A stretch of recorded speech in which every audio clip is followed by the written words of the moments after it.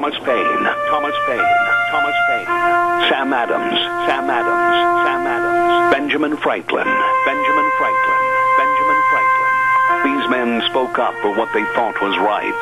From their courage came such documents as the Declaration of Independence and the Constitution of the United States. From their willingness to speak what was sometimes unpopular but right, we enjoy such liberties as freedom of speech, the right to keep and bear arms, and freedom of religion.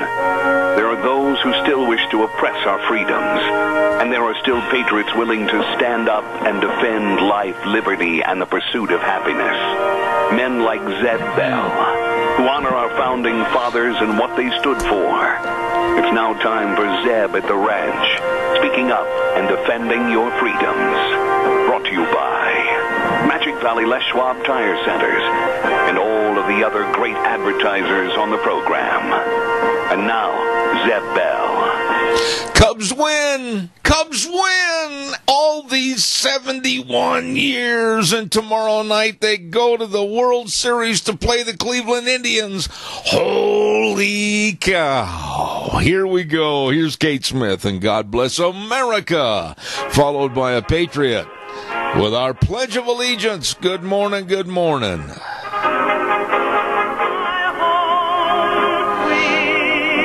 Oh, good morning. Good morning to you. Thank you very much, Kate Smith. And I'm Zeb Bell, Zeb at the Ranch, and welcome to a brand spanking new week. And, of course, brought to you by our major sponsor, your Magic Valley Les Schwab Tire Centers, and all 7 locations serving you, along with some of our great advertisers like Western Waste Services, always at your disposal. Call and get on the route service this morning, 734-6969. Right now, let's go to the phone line, and here's our Pledge of Allegiance.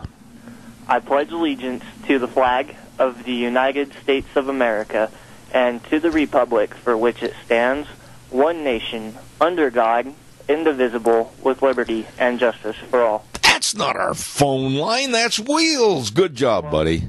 Thank you, sir, and good morning to you. Oh, thank you very, very much, young man. Appreciate it.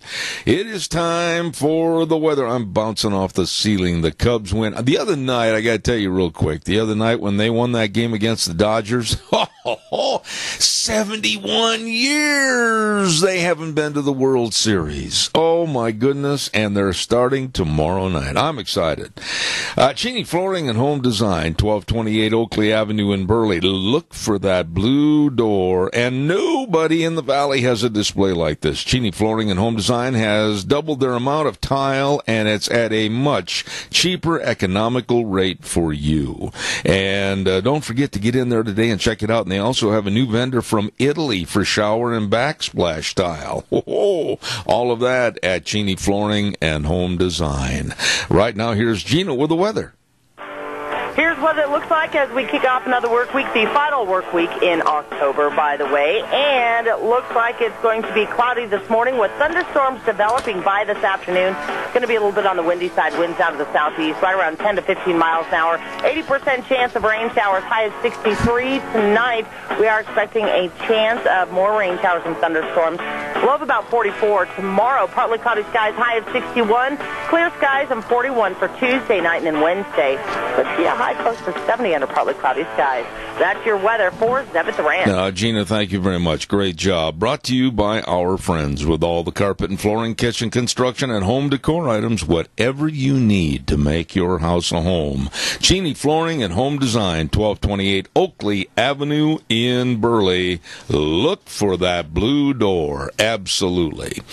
Oh, my goodness sakes, we've got a lot of things cooking here this morning and a lot of great guests today. Don't forget that we're going to have representatives from the Senior Junction talking about the great big, frightfully wonderful pumpkin function that's coming up this Thursday at the Senior Junction, 2421 Overland in Burley. Then we're going to move to Alliance Defending Freedom. Casey Maddox, you are not going to believe the story we're going to talk to him about how Northern Iowa University is trying to curb free speech. Stop it. and we're going to talk about that.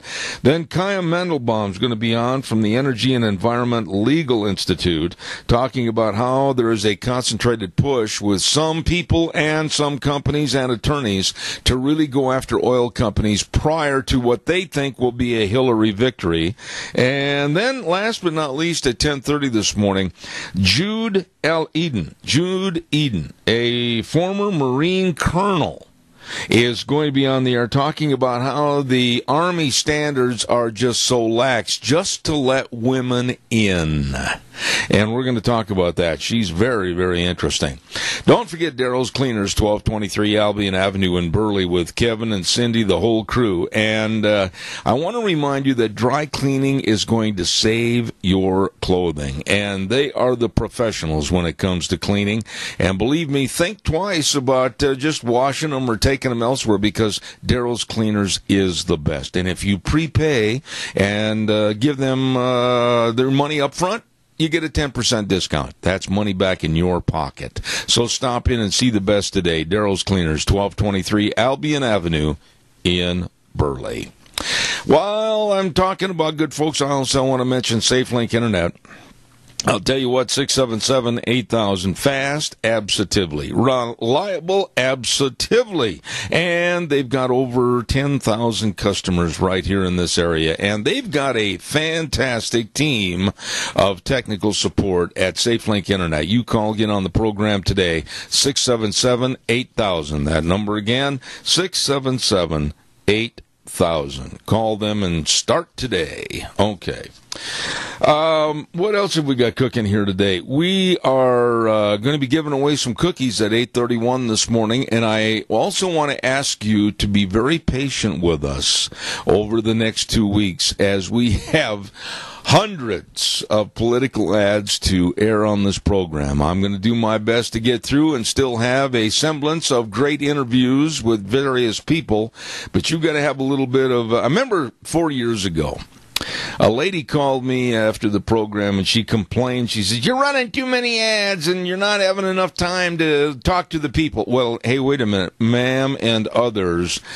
This is not only how we make our money, but it's also a service to those that are running for political office. And we have to get them all in, and we will, so bear with us. Calls welcome, 436-2244, 1-866-927-4587.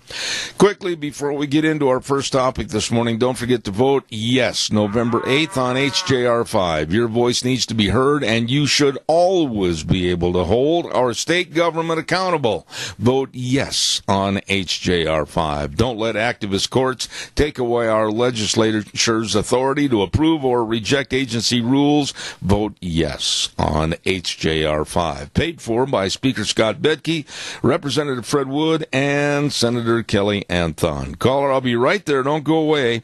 I also want to remind everybody about Jack Johnson running for Twin Falls County Commissioner, District 3. Good man, and brings a balanced approach to economic and agricultural needs, and wants to work to enhance mental health assistance to our veterans. Don't forget, November 8th, vote for Jack Johnson, Twin Falls County Commissioner, District 3. Paid for by Johnson for Commissioner, Darren Kyle, Treasurer. Caller, good morning. You're on the air. Good morning. And the word of the day is go Cubbies, right? That is absolutely the thought, and I'm just so excited. I mean, a lot of people don't understand this, but if you're a Cub fan and it's been 71 years since they've made it to the World Series, and now all of a sudden they're predicted to win it. Oh my goodness, Cleveland's got a good team, but I'm excited. Do not call me during the game tomorrow night, because I won't answer the phone. Well, there is a bright side of it. You weren't even born when they won the last one. Well, wait a minute. They played 71 years ago in the World Series, but they lost it. The last time they won the World Series was 1908. And yes, you're right, Cottom, I was not born. Yeah. Hey, one thing I wanted to bring up, it just came up this morning on the news, that it infuriates me, the fact that California's National Guard was deployed and everything else, and now the state of California is demanding that they were overpaid and they want their money back. Yeah. Some of it as much as $15,000. Yeah. You know, for gamut deals that they've done, especially in California, I think this is preposterous. I am, after this program, Keith, I'm going to be trying to get a hold of some of the California legislators that are going to be fighting this and saying they're going to try to stop the veterans from having to pay back this absolutely stupid. That's the only way you can put it. They were given this option of re-enlisting to go over to Afghanistan and fight, and the option was for $15,000 in bonuses. And now the Pentagon is going to take it away, saying that the soldiers were overpaid and that bonus option was null and void. And many of these soldiers, I listened to a lady this morning that was deployed over in Afghanistan with the Army, and she's just absolutely heartbroken because the Pentagon is demanding that in her case she pay back $650 a month. Keith, how many soldiers coming back can afford that? Not many, and I'll tell you what, for every one of those state congressmen or state senators that vote against giving them the money, they should send them to Afghanistan immediately. This is why I have so much animosity, and I'm going to use the word hatred, against the Obama administration and against what's going on with our veterans. Our veterans put their lives on the line 24/7, 365, and they have served our country to aid and abet others and help them make sure that they stay alive. And to be offered a bonus of 15, in some cases is even more, $15,000 to re-enlist and then take it away from them, that is deplorable. I hope they sue. I hope they win. I hope these people that are trying to take their money away lose their jobs. I just absolutely am sick about this. I am too. I mean, I heard it, and being a veteran myself, I would hate to go pay back that $87 a month that I used to make in the Navy. Yeah. It would hurt just as much then as it would now. Absolutely. Keith, I'm going to talk more about this a little bit later on. Thank you so much for your call. I appreciate it. God bless you, man. Thanks. All right. Don't forget Ramsey Heating and Electric at 2600 Overland Avenue in Burley. Oh, my goodness. Now, it's nice out there this morning. Very mild. Oh, but somebody may pull the rug out from under us in the next couple of days weather-wise. And be prepared to have your furnace working efficiently with new furnace filters, and they've got the best over at Ramsey Heating and Electric at 2600 Overland Avenue in Burley. Number to call, they'll have them waiting on the counter, 678-0459. They're open 7:30 to 5 Monday through Friday. Ramsey Heating and Electric, where they offer warm winters and cool summers. Hold on, caller, don't you dare run away. I'll be right there. Don't forget Denny's Restaurant at 611 Overland in Burley and 291 Pole Line in Twin Falls. One thing I want to mention is that all the gals and the people that work at Denny's at 611 Overland, they sent me not one, but two wonderful Get Well cards. God bless them. They are the nicest people. For breakfast, lunch, or dinner, you stop over to America's Diner, Denny's Restaurant, the home of Zeb's Lunch Bunch. We always have a wonderful time at Denny's. You will too. Caller, good morning. You're on the air. Yes, good morning, Zeb. How are you this morning? I am fantastic. How are you? I'm great. Good. A statement first. Hillary Clinton wants open borders, right? Mm-hmm. From what I understand, and maybe you can answer this for me, Fort Bliss is now on alert because ISIS and the drug cartel in Mexico have joined forces at the border where Ciudad is, or in El Paso, Texas. Yeah. That's what I'm concerned about. She's just pushing for these open borders, and from what I understand, these guys are down there, and then they want to start raising hell at our borders. Tony, let me ask you a question this morning, kind of in retrospect to what you just said. You're a little bit older than I am, but not that much. But you've seen a little more and heard a little more in politics. And I'm just going to ask you this. I know your feelings about Hillary Clinton. I know your feelings about the dastardly deeds of the Democrats and what they want to do with open borders, etc. How can you, as a citizen of this great United States, be asked to support a presidency, if Hillary wins, of absolutely open borders and all hell breaking loose? How can you support a president like that? I can't. I couldn't. You know, she's all for women's rights. Well, you know, if these guys take our country over, there isn't going to be any rights for our women in this country. Absolutely. She's going to put us in danger. We're the American public is just don't realize just how much danger we are in right now. Absolutely. I'm going to talk a little bit more about that in a few minutes. I'm glad you brought it up, but I am just sickened by the thought that everybody disparages Trump when he said, well, I'm not sure if I can at this time say that if she wins the election, I can support her. Tony, I wrote a blog about this last week on my Cow Pies and Coffee Cups.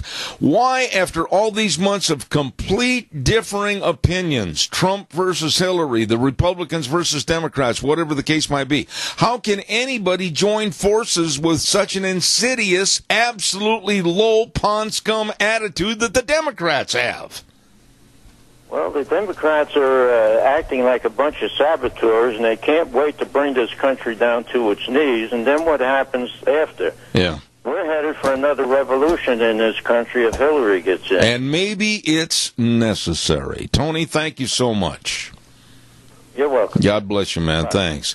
Don't forget to re-elect Republican Jim Patrick for District 25 senatorial seat. Fifth-generation Magic Valley resident, has served on the Agricultural, Education, and Business Committees and also on the JFAC Committee. And, man, this guy really knows water and water issues for the state of Idaho. Don't forget, re-elect Jim Patrick for Republican District 25 senator, paid for by re-elect Patrick for Senator Treasurer Jim Patrick. Also, want to tell you a little bit about another gentleman that's running for Jerome County Commissioner, and that, of course, is Charlie Howell. District 2, Charlie Howell running for Jerome County Commissioner, has spearheaded the jail project for over 10 years, and he listens to every side of discussions and follows the rules first. And he also believes and demonstrates in team play, but leads the way with independent thinking. Don't forget, re-elect Charlie Howell for Jerome County Commissioner, District 2, paid for by Howell for Commissioner, Brenda Haddam, Treasurer. Calls are welcome, 436-2244, 1-866-927-4587. I want to just get back to a little bit more about this horrendous story from the California National Guard and how 10,000 California National Guard soldiers have been ordered to repay their huge enlistment bonuses a decade later after serving in Iraq and Afghanistan. One of them, retired Army Major and Iraq veteran Robert DeAndre, said he was told to repay his $20,000 because auditors could not find a copy of the contract that he signed. Think about that. The government lost his contract for service.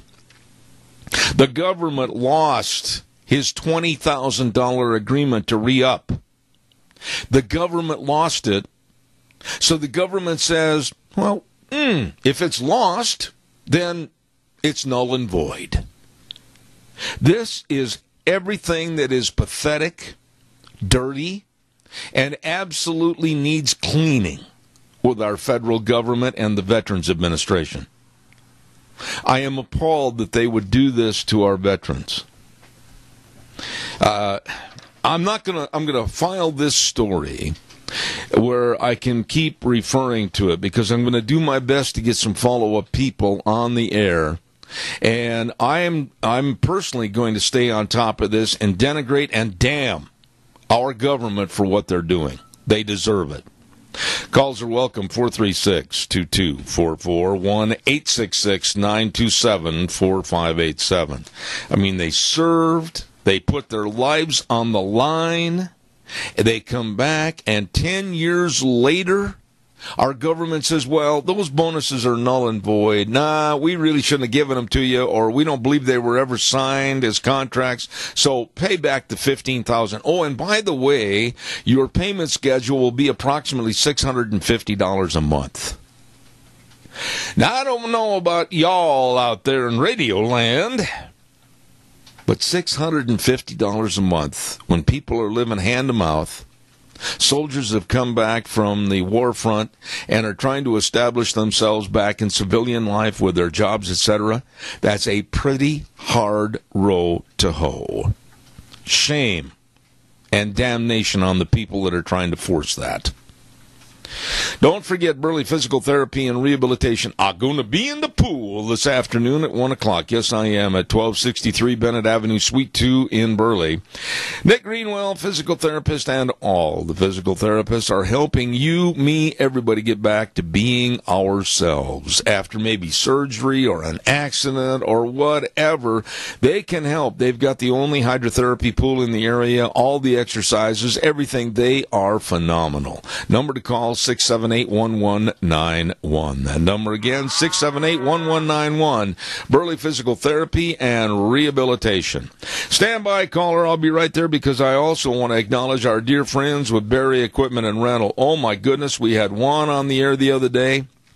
And I really appreciate everything they're doing over at Barry's. And they've got all the equipment you need for whatever job you need to get done. That's right. And they've got 0% interest on 48 months if you buy any rental Bobcat equipment used, and you cannot get a better deal than that. 0% interest on 48 months for used Bobcat equipment? Holy man!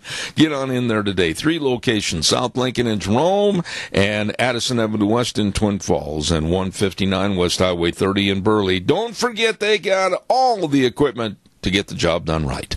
And that's Barry Equipment and Rental. Good morning, caller. You're on the air. Yes, my wife had read me that story the other day, I don't know, Friday, whatever. And I all I can say is that, you know, when we let these stories pass from priority and the media says nothing, all they can do is beat Trump up. And, you know, again, whether or not it's Channel 11 or 6 in Boise or Channel 7 in Boise, I don't know how it is that these people are told what to do, but they can never run one good story about what Trump has done and the things he said. Not one. You get so damn sick of it. And then this story, and you go to yourself, you know, how is it that, well, this is typical of the Obama administration. They are just absolutely terrible, and they want chaos. And so here we are on the, you know, cusp of an election, and it doesn't matter whether or not it's Fox News, Karl Rove, or whoever it is, and then you say to yourself, we can't win. We can't win. And so you just say, Randy, wait a minute. Whoa. Just a second. I know you're passionate about this and everything, but we got to really look at it in the stark reality that we have to do something to fight back. Now, number one, I personally am going to fight back by doing everything I can on this microphone to denigrate and damn any policies that the possible Hillary campaign might try to put forth. I am going to go after her with a passion. I don't like her. I am not going to support her if she wins the presidency, and I urge others to do the same thing. We have to show an idea that we're not going to just cave and accept her filthy policies, whether it's a continuance of Obama, whether it's a promotion of Obamacare, whether it's a laxity on our borders. I am not going to weaken Randy. None of us can. Well, that's the thing. See, when our elected officials are as weak as they are, and including in Idaho, and you say to yourself, who is going to fight up? Because just like Tony just said, if she gets elected, there's going to be a revolution. Yeah. What does that mean? Does that mean, fighting in the streets with blood? I mean, God help us, but something's got to give. I agree. Randy, I got another call and I got a break. Thank you so much. God bless you, man. I appreciate it. And he's right. Something has got to give. Stand by, caller. I'll be right there. Don't forget Mount Harrison Audiology and Hearing Aids. Absolutely, with their hearing wellness programs. And, of course, don't forget, too, the hearing screenings. I urge you to call 312-0957 and make an appointment for a hearing screening today. If your hearing is diminished and you know you've got some problems, hey, maybe and they will help. I know maybe you bought it. They've helped me. They can help you. Dr. Christine Pickup and, of course, Mount Harrison Audiology. Make an appointment today, 312-0957, and let them please help you. They are the only locally owned and independent hearing healthcare practice in southern Idaho. Mount Harrison Audiology and Hearing Aids. Caller, real fast, because I've got to have a contest on the air. Go ahead quickly, please. Yeah, good morning, Zeb. Well, this Evan McMullen, he's being supported by a lot of, I'll give a little bit of credentials. The guy's for the Trans-Pacific Partnership. He comes from Goldman Sachs. He was listed in the 2015 Council on Foreign Relations membership roles. And, of course, if people aren't familiar with that by now, that's the elitist group that wants world government and do away with our sovereignty, of course. And the guy's being supported by the liberal, I should say, the Republican establishment. And if you heard anything or read about Krofheimer, he pretty much typifies. They really don't come against Trump per se, but they just because he's outside the establishment. Yeah, that's why they're against him. Yeah, because it's a good old boy network, and unfortunately, the establishment really hasn't taken a stand, of course, against Obama and so forth. But this Evan McMullen is a phony conservative. People get that, he's being propped up by a lot of liberal people, and even have a Democratic strategist or running his campaign. Yeah, the guy is just totally phony. He may sound what he says is good, but he doesn't really mean it. All he's there is to take away votes from Trump so Hillary gets elected. Absolutely. I got to run, Adrian. I got a break here at the bottom of the hour. The Republican establishment would rather see Hillary get elected and destroy this country than to interfere with the good old boy establishment. I agree. Thank you so much, Adrian. I got to run and do it, and I will admit I agree with you 100%. A vote for him is just nothing more than a slap in the face. I've got to run and get this break in, Adrian. Thank you so much. I do appreciate it. Not trying to be rude, but I'm running late. Hey, don't forget, we've got a contest right now for Sophie's Chatterbox, 530 East Street in Rupert, and they've got delicious dozen of cookies. If you win this contest, you call them at 436-0354. Tell them when you'll be over there to get those cookies, and they are good. I'm telling you, they've got everything over there. Great bakery and, of course, a great restaurant at Sophie's Chatterbox. Here's the question for first-time winners today. No cheaters now. Come on. Who was the actor that played the sergeant on the TV series F Troop? Who was the actor that played the sergeant on the TV series F Troop? Call me quickly at 436-2244, 1-866-927-4587, and you might win the 12 cookies, dozen cookies from Sophie's Chatterbox. Who was the actor that played the sergeant on the TV series F Troop? Quickly, give me his name, and you might be the winner. While I am waiting for your calls to come in, come on, you want to win a dozen cookies? They're good cookies. I want to remind you about Jack Nelson, running for CSI Zone 3 trustee, member of the Jerome County Planning and Zoning Committee, member of the Mid-Snake Water Commission, and he's been a former CSI teacher back in the 80s, music and choir. And he wants your vote for the CSI Zone 3 trustee. Jack Nelson, paid for by Jack Nelson for CSI trustee Zone 3. Vote November the 8th. Caller, I'll be right there. Stand by. Don't go away. Also want to remind everybody about Roger Morley, Jerome County Commissioner. He wants your vote for District 3. Roger has served as a Jerome County Commissioner for 2 terms, and he wants to serve another. He's also served 2 terms as Idaho State Senate lobbyist and also Jerome County Planning and Zoning Commissioner. Roger has the experience, and he wants your vote. Roger Morley for Jerome County Commissioner, District 3, paid for by Morley for Commissioner, Lorraine Morley, Treasurer. Caller, good morning. You're on the air. Go ahead. Larry Storch? No. That's not the right answer. Thank you very much. Thank you. Who was the actor that played? That was a good guess, though, and it was one of the actors that was in that series, though. I want to point that out. Who was the actor that played the sergeant on TV series F Troop? Oh, he's a big-named actor. Had appeared in many, many, many movies, and I'm surprised we didn't get that answer right away. A big-named actor, and appeared with a lot of other big stars in various movies. Don't forget Minnecasia Sales. While I'm waiting for your call, come on, quickly give me a call. Minnecasia Sales with Zach and the rest of the crew at 1321 East Main Street in Burley.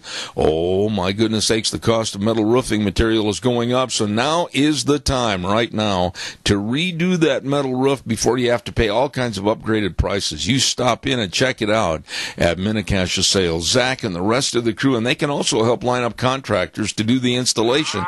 Minnecasia Sales, 1321 East Main Street in Burley, sponsoring Dr. History on Tuesdays. Absolutely. Good morning. You're on the air.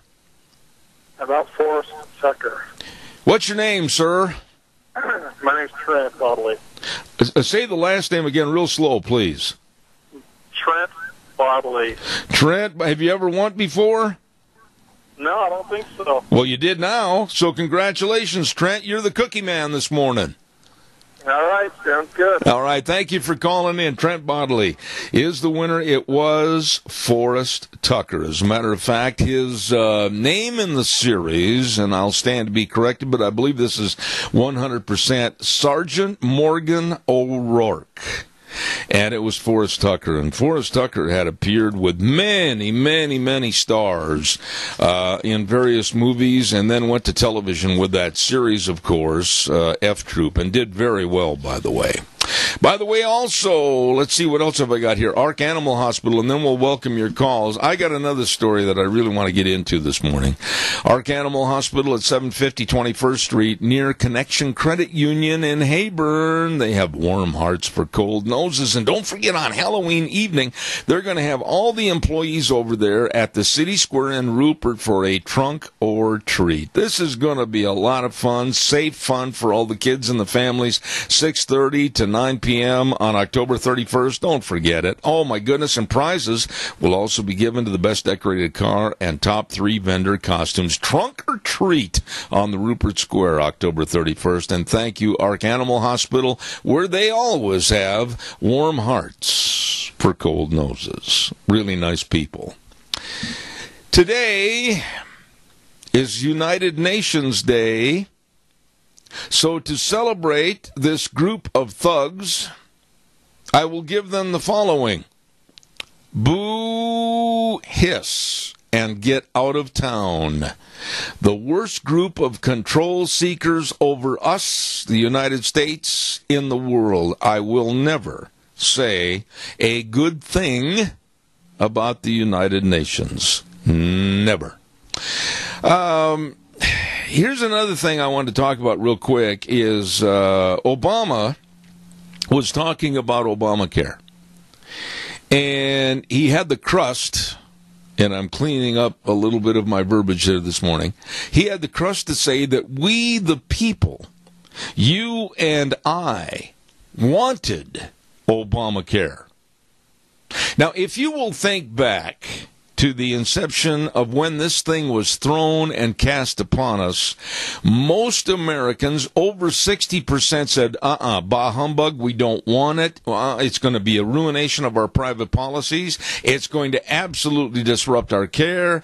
And we've had Dr. Elena George and many, many, many others on this program that years ago touted the fact that this thing is going to destroy the healthcare systems in America, which it is and has.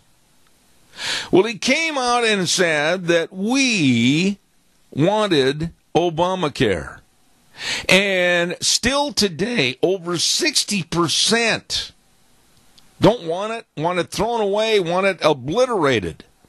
And in his little speech that he gave in the last couple of days, Obama came out and said that it's working. Oh, sure, there's a few small glitches. Small glitches. But it's working fine and doing what it was intended to do. What is that? Bankrupt Americans? Stop many from affording health care? Drive doctors out of the business? Curtail healthcare activities, minimize and destroy competition? Oh, yeah, Obama, it's working really, really well. Calls are welcome, 436-2244, 1-866-927-4587. Also, I want to remind you, too, that on Thursday, don't forget Denny's Restaurant, 611 Overland in Burley, has the football forecast. We're going into the playoffs now for high school football, and we give away an original Grand Slam breakfast if you can answer the football trivia contest on Thursdays at 9:12, right here on Zeb at the Ranch. Calls are welcome and appreciated, 436-2244, 1-866-927-4587. Give me a jingle, I'd love to talk to you. Have you really thought, and given this a lot of consideration, and I'm going to stick my neck on the line here this morning, that I'm going to give some predictions, and I want you to write down these predictions. And let's just assume, and I hope this does not come true, that Hillary becomes the President of the United States. I'm scared. I don't want this to come true, but let's just assume that if she is President of the United States, here are some predictions I'm going to make, and you can hold my feet to the fire. You can laugh at me, whatever you want to do, if they don't come true. But if they do, believe me, there won't be any laughing. We're all in trouble. Number one, and I'm going to have you write some of these down, and we're going to talk more about this tomorrow with Frosty Woldridge.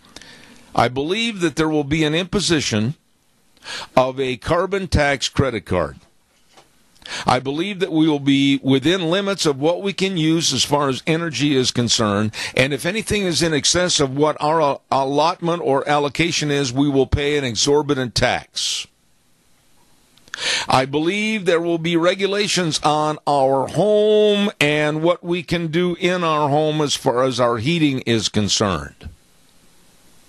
I believe that on a program such as this, and you can see this coming with the laxity and what they're trying to do to stymie, if you will, our First Amendment and our and my free speech, I believe it will become illegal to talk about gays and transgenders and anything that is not normal. They're going to absolutely stand behind and criticize and condemn the rest of us. I believe that many of what we do, single-payer health care, will become the norm. I believe the use of federal lands will go into a shutdown situation.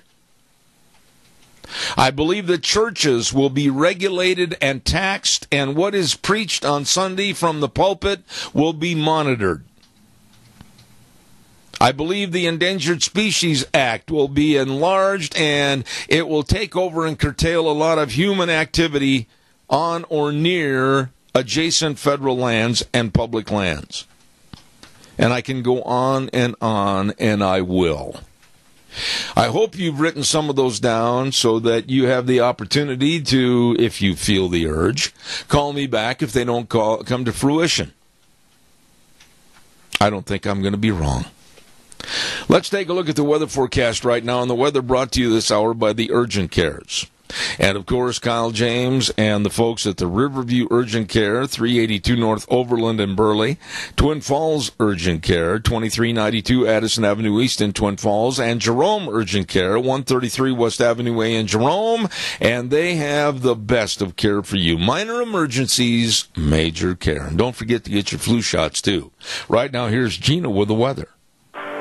Here's what it looks like as we kick off another work week, the final work week in October, by the way. And it looks like it's going to be cloudy this morning with thunderstorms developing by this afternoon. It's going to be a little bit on the windy side, winds out of the southeast, right around 10 to 15 miles an hour. 80% chance of rain showers, high of 63 tonight. We are expecting a chance of more rain showers and thunderstorms. Low of about 44 tomorrow. Partly cloudy skies, high of 61. Clear skies and 41 for Tuesday night and then Wednesday. But see a high close to 70 under partly cloudy skies. That's your weather for Zebit Durant. Thank you, Gina. Brought to you by the Urgent Cares. Riverview Urgent Care in Burley. Twin Falls Urgent Care. Twin Falls Jerome Urgent Care in Jerome. Go to their website, urgentcareofidaho.com. Absolutely the best serving you. Minor emergencies, major care. Also, don't forget our friends at Ramsey Heating and Electric offering rebates on qualified Lennox home comfort systems. Whether it's a gas furnace, an air conditioner, or a heat pump, you and your family will enjoy the comfort. Call them at 678-0459 and learn how Ramsey Heating and Electric can save you money with Lennox. Caller, good morning. You're on the air. Good morning, sir. Yes, sir. Hey, that gentleman back in Kansas, Bedell? Yes. Still crickets. I tried a couple times Friday and still no return phone calls. Let me kind of embellish a little bit about what we were trying to do, thanks to my dear friend Doug Martin. Superintendent Bedell from the Kansas City School District, and they had adopted a policy of no criticism of Muslims. You can't say anything against anybody. That would be considered speech that has to be regulated, and it would be a real dangerous trendsetter in this great United States. And a number was given out as to how we could call and complain against this. You called the number and nothing. It just goes right. He's in a meeting. So he's been in a meeting for, well, since, what was it, Wednesday you broke the story? Yeah, that's right. He's been in a meeting since Wednesday. You know, Doug, I thank you for your efforts, but this is very telling and very indicating as to what the left does. They run and hide behind a rock. Yes, they do. Yeah, they lob all sorts of falsehoods out there and then don't answer. They don't back their accusations or their accusations. Facts. Yeah. Let me ask you something, Doug. And again, I don't expect you to agree with me all the time, and if you don't, that's good conversation. But of the list that I made up, and by the way, that's my list. I don't go off of anybody else. I don't listen to anybody else. I couldn't care about what any other talk show says. I only care about my own. I've made up some of the items on that list. I'm sure you probably heard some of them. Do you disagree or agree with me on the bulk of what I said just a few moments ago? I'd say I'm in your camp, probably 99.9%. What's the 0.9% that you don't think I'm right on? You would ask that one. Yeah, I would, and I want an answer. No, I was busy with an air gun out there, and I caught some of it. I caught the card for carbon tax. Yeah. Which is basically, in my opinion, if you want to buy something, you got to be registered for it. Isn't that the mark of the beast? Yeah, well, there's where I'm headed, and I was going to get to that. It is an acceptance. I honestly believe if Hillary Clinton is elected as president, I don't care if people agree with me. I don't care if they think it's all balderdash. I think she will create the most deplorable circumstances that go along with what the Bible said in accepting the mark of the beast. Yep, you blacked out there. Yeah, I agree with you. That's where that's where it's going. And even Mr. Graham said that if Hillary is elected, there is a good possibility that Christians will be in FEMA camps. You know, I have made here's some more on my list, and it's funny you should just say that, because I have said that on my list, I believe that there will be severe gun regulations in our home or even a confiscation of guns. I have said that she doesn't want a cash society. It will be basically a credit card society. I believe that Muslims by 2020 will have a severe influence over our politics and our daily lives. lives. Christians may go into hiding. And I believe honestly that right will become wrong and wrong will become right. And I think travel will be limited. I don't think that there will be an open buying of food at the grocery store. I think there will be regulations put on what you can buy and how much. I honestly believe these things because I can't stand the Democratic platform and Hillary Clinton. I agree with you, and they're probably even going to come around on family gardens. Yeah. Oh, yeah. They're going to say you can't grow a garden. Yeah. I tell you what, they start doing that stuff, and they're going to wake up a sleeping giant. You know, I wonder because there are those in the audience that are going, "Oh, Shaw, you don't know what you're talking about. You're just an extreme right-winger. Why, you're way off on the branch, about ready to fall out of the tree." I put that out there this morning, Doug, knowing that there were going to be people that would criticize me. But I'll tell you what, I've got the backbone to stand up for my convictions. They can write them down. They can hold my feet to the fire because I think they're around the corner. I think so, too, and I've had discussions with my liberal friends especially about gun control and stuff, and one of them makes a comment every time, says, "Well, I haven't seen any black helicopters over my house." Yeah. And the deal on the news the other day where Hillary Clinton, behind closed doors, said that she's going to go after the Second Amendment if it has to be executive order. Yeah. So I sent that to him, and I said, "They're warming up the helicopters. Are you ready?"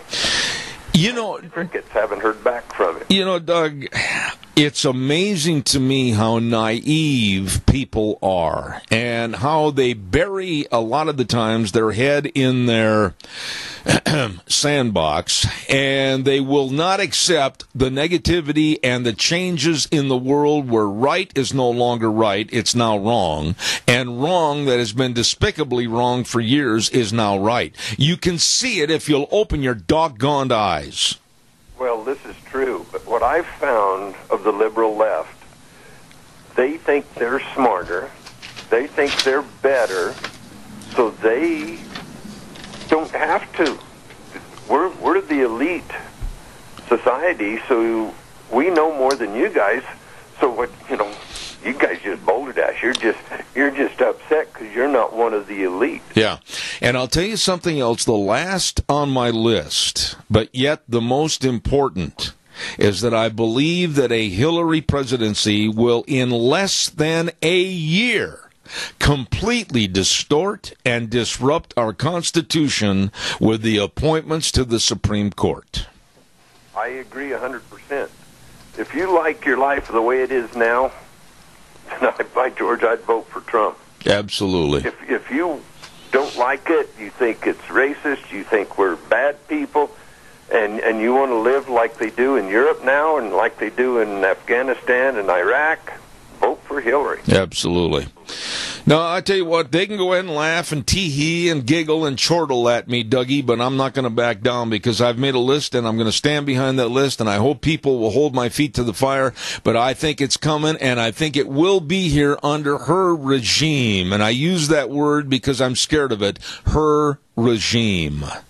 I agree with you, buddy, and I'll stand there with you. All right, Doug, thank you much for your call. Appreciate it. Remember one thing in the book of Revelations: what is wrong will be right, and what is right will be wrong. That's exactly right. I said that. Thank you.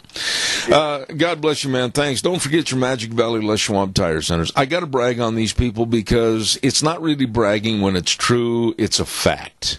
They are the best, not equaled. Absolutely no. They've got the best in tires. You know that. They've got a great big fall tire sale going on. You know that. You know they've got the best tire value promise in the industry. Yes, they do. You know they've got the best in brake service and the best in front end alignment, shocks and struts and batteries, and the best in service, bar none. They are the best. Your Magic Valley Les Schwab Tire Centers with Lane and Rupert, Dave on Blue Lakes and Twin, Mike and Buell, Mike and Jerome, the Twist family and Paul, Daniel on Poline in Twin Falls, and Randy on Overland in Burley. Yep, it's true. The best. Your Magic Valley Les Schwab Tire Centers. You stop in and see them today. Yeah, I hope you took notes on that. And by the way, just write down that on this date, October 24th, a Monday, during the segment from 8:30 to 9, Zeb made the predictions. I've got it on tape with my webmaster, John Ellis. I'm stand behind these predictions. I'm going to stand behind these predictions. But yet, you know what? I hope I am wrong. Let's have this good word for Senator Crapo, and then we'll go to CBS News. Thank you very much.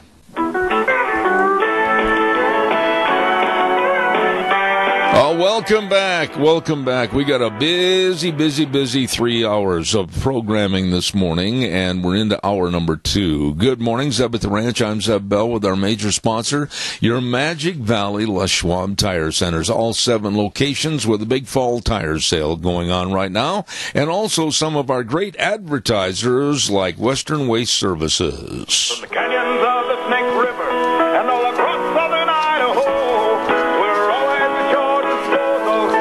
Western Waste Services, we care about our community, our resources, and this great land. Western Waste Services is lending a hand, always at your disposal. Western Waste Services, always at your disposal. That's true. Call them. Get on the route service today. Absolutely efficient and so professional in getting your garbage and getting rid of it. Absolutely locally owned and operated. Call them today at 734-6969. The best Western Waste Services, always at your disposal.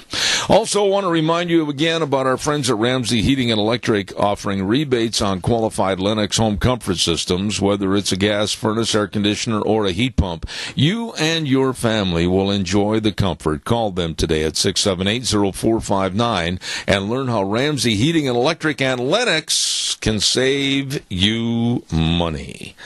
As I said, we're right in the heat of our political campaigning, and we want to remind you to re-elect for State Senator District 24 my dear friend Lee Hyder. The best always stand the test. Idaho Lee Hyder, Senator, is one of the best. Vote November 8th for a man that's devoted to the state of Idaho and also helping you. So remember, when you go to the polls on November 8th, vote for Lee Hyder for State Senator District 24, paid for by Lee Hyder for Senate. And also, ladies and gentlemen, don't forget, very, very important, that vote yes November 8th on HJR 5. Your voice needs to be heard, and you should always be able to hold our state government accountable. Therefore, vote yes on HJR 5, paid for by Speaker Scott Bedke, Representative Fred Wood, and Senator Kelly Anthon. And last but not least, don't forget, too, our dear friend Jim Patrick, running for re-election for District 25 Senator, fifth-generation Magic Valley resident, a local farmer for over 40 years, and banking director. He is really involved in the community and has served on the JFAC committee and many other committees here in the state. Don't forget Jim Patrick, re-elect Republican for District 25 Senate seat, paid for by Re-elect Patrick for Senate, Treasurer Jim Patrick. Right now, let's go over to the Senior Junction, and they're having their big pumpkin function this Thursday, starting at 7 in the morning, and there is no one that knows more about it than Catherine, the director. Good morning, Catherine. How are you? Good morning, Zeb. Thanks for having us. You know, we're so excited about our pumpkin function on Thursday at 7 a.m. We are having a ghoulish breakfast. It is going to be some frightful food. We're going to have monster French toast and boorific scrambled eggs and some creepy meat and biscuits right out of the gravy. It should be a lot of fun. You do a wonderful job with that. Biscuits and gravy. I love that. You know, let's give away a ticket to the breakfast for this Thursday, and the first person that can call in right now while Catherine and I are on the air and give us the right answer to this: what is Catherine's last name. What is her last name? I've introduced her many, many times on this program. What is her last name? The director of the Senior Center, the Seniors Junction, and the first person that comes up with the right answer gets a ticket for breakfast this Thursday. How's that, Catherine? That sounds delicious. Okay. While we're waiting for somebody to call 436-2244 or 1-866-927-4587, come on, all you have to do is give her last name, Catherine's last name, and you will receive a ticket for the breakfast starting at 7. Now, what about other activities that are going on during that big day? You know, we have a great costume contest. We want everyone to come out in their costume. Use your imagination. Come as Donald Trump beating Hillary in some jail costume. come with all of your friends, and we will be judging those costumes all day long. We'll take a picture, so it doesn't matter what time you show up. Come in, we'll photograph you in your costume, and you will be, we're judging those, and the grand prizes will be given away on Halloween on the air with Zeb. And we are also doing pumpkin painting and pumpkin carving contests, and it should be a lot of fun. Go ahead and buy your pumpkins, decorate them at home, bring them in and submit them for judging, and it is going to be wild. Now, don't forget, a week from today is Halloween, and you're going to need candy for the trick-or-treaters, and we have some creepy candy. We've got ghost poop and jack-o'-lantern teeth and witch's warts and monster scabs. They're all prepackaged, 50 cents a bag, and so if you need $20 worth, just come on in, and I'll get that bagged up for you, and it's a great, unique, fun way to celebrate Halloween with your trick-or-treaters. Oh, I tell you what, Catherine, I giggle every time I hear you say that. You are so innovative and so progressive in your thinking for helping the Senior Center. Now, also, what about T-shirts on sale? We do have T-shirts. We have several left, so we need to get those sold this week. They're $15, and 100% of the net proceeds from those T-shirts goes straight to the Meals on Wheels to benefit a senior in need. So we've got them in black and gray, and they're both great designs. So come on down and get your one-of-a-kind 2016 Senior Junction Pumpkin Function T-shirt and celebrate with us. I don't think enough can be said ever about all the outstanding work that you have done. And by the way, anybody out there in the audience, I've said her name many, many times on my program. This is Catherine from the Senior Junction. And if you know her last name, call right away at 436-2244, and I will give you a ticket to the Pumpkin Function breakfast this Thursday starting at 7 in the morning. So call quickly. Come on, give me a jingle. I'm surprised we haven't had a call yet. Normally on all my contests, the lines light up right away. Catherine, let's talk a little bit about are you going to have kind of a witches down there? We are going to have a witches lair. It's going to be the back end of our senior center. It will be decorated up for those people who want to walk through a little scary house that we are going to have decorated in conjunction with the Albion Haunted Mansions. Thank you so much.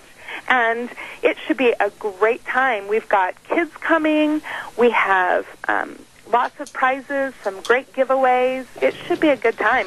I'm looking forward to it. And again, I want to ask everybody, gee, I'm really surprised, Catherine, doesn't anybody know your last name over at the Senior Junction Pumpkin Function? All you have to do is come up with her last name, and we'll give you a ticket to the breakfast, a delicious breakfast coming up this Thursday.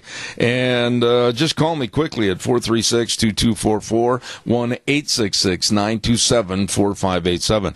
Catherine, stay on the line a minute. I've got to pay some bills. I'll be right back with you, so don't go away. Catherine's on the air with us.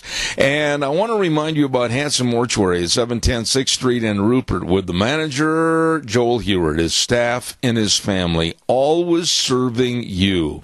And they can travel to the rural towns and the churches to help you with all the arrangements when there's the passing of a loved one. And don't forget, always treating you and your family with the highest ethical standards with unquestioned integrity. Really tremendously friendly and knowledgeable people serving you and your family at Hanson Mortuary, 710 6th Street in Rupert. Number to call, 436-5636. That number again, 436-5636. Also, real quick, I want to remind you, Rogge Auctions, my, are they having some really good quality auctions going on. Well, coming up October 29th, my goodness sakes, Leon Hubsmith Farm Sale at 156 South, 550 East of Dietrich. This is going to be another one of their ripping good sales. Tractors and farm implements, shop equipment, horse trailer, horse walkers. You don't want to miss this sale. It's going to be managed by Rogge Auctions. Call Ron Rogge at 431-6187 or Cade Rogge at 431-0074. Leon Hubsmith Farm Sale in Dietrich this coming October 29th at 11 a.m. Catherine, every week we talk about the net proceeds going to the Meals on Wheels. And I want you to be very blunt and talk about this morning. If it weren't for the Senior Junction Pumpkin Function and other events trying to garner money for the Meals on Wheels, what would happen to our seniors if all of a sudden it wasn't there?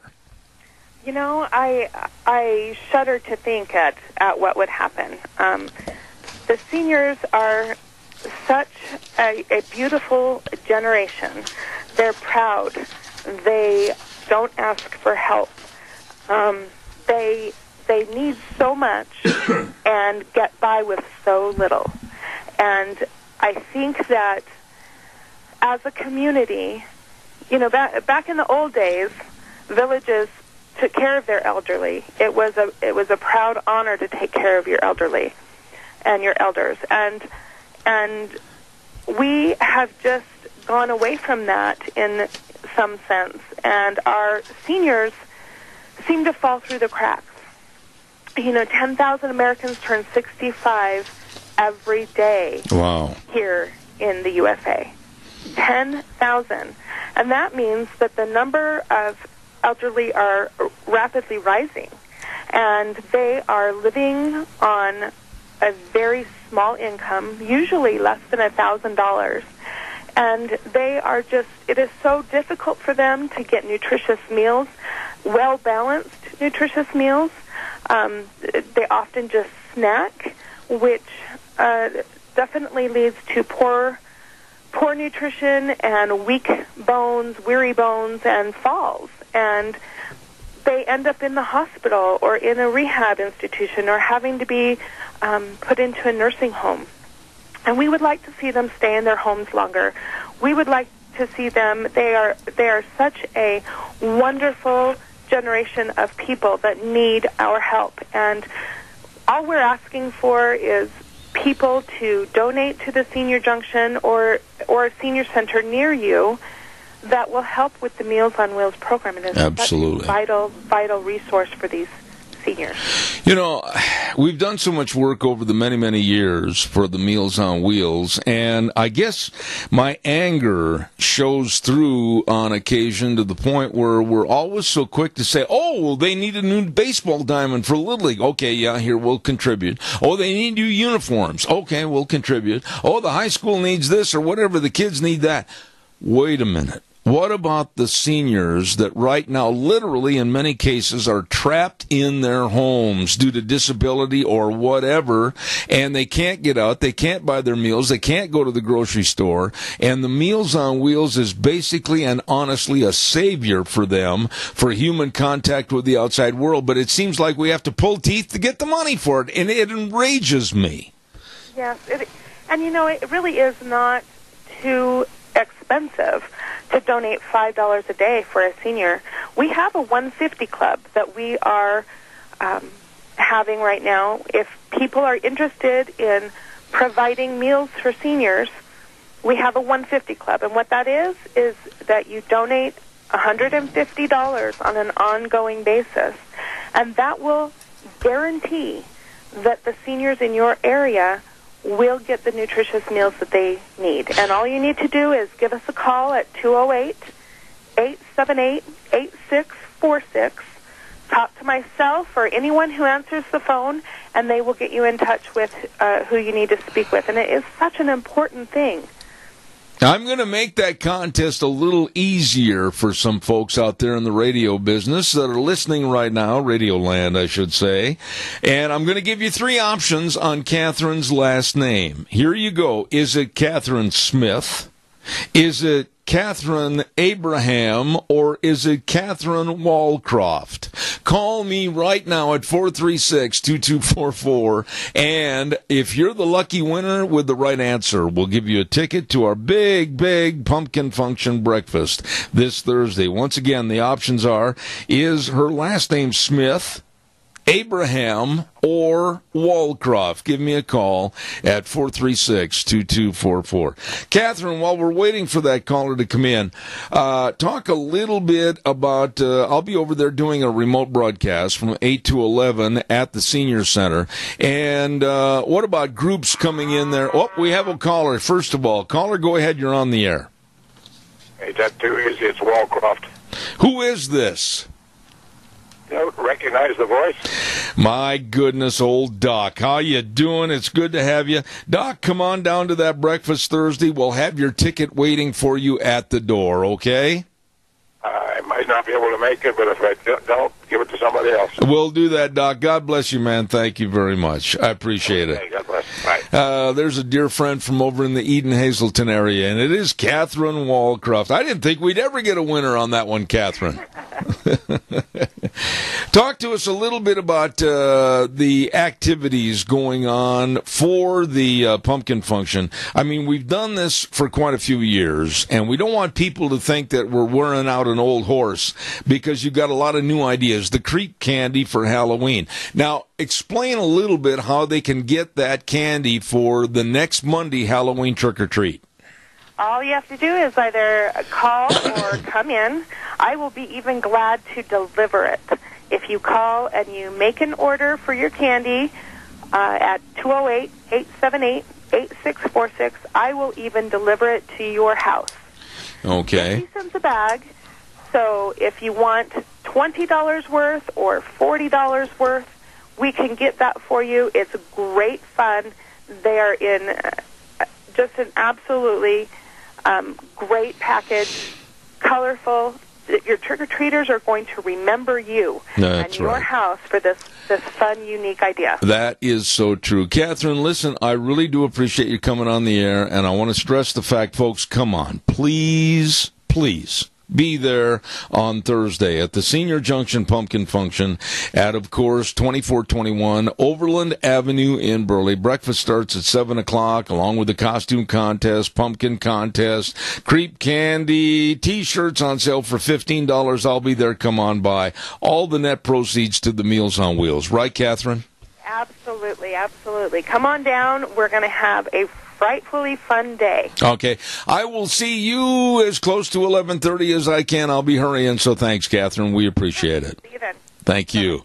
Wonderful lady right there. Thank you very much. Come on, folks. Support the Meals on Wheels. Appreciate that. Scott Bedke, State Representative, District 27, Position A, also Speaker of the House, is very concerned for Idaho and its growth and prosperity and also for the future of the United States, and he urges you to exercise your patriotic duty and vote on November 8th. And don't forget, let your voice be heard.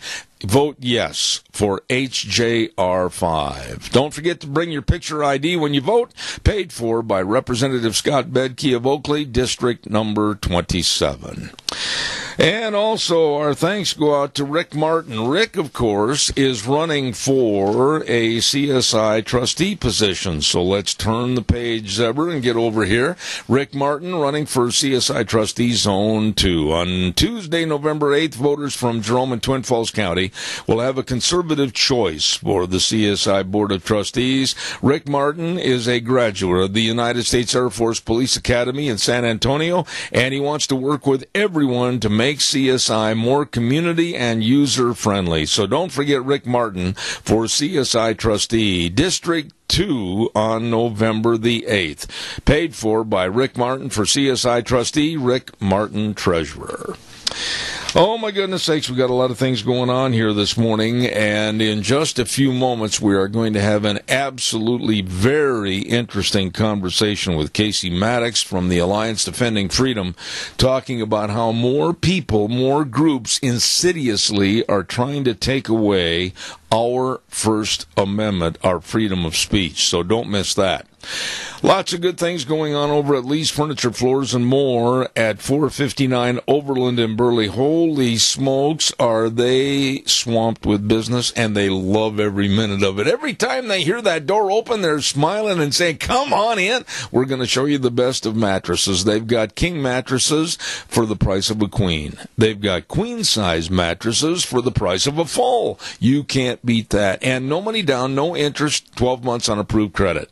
And they've got the very, very best of recliners. And they've got the very, very best of dining room sets.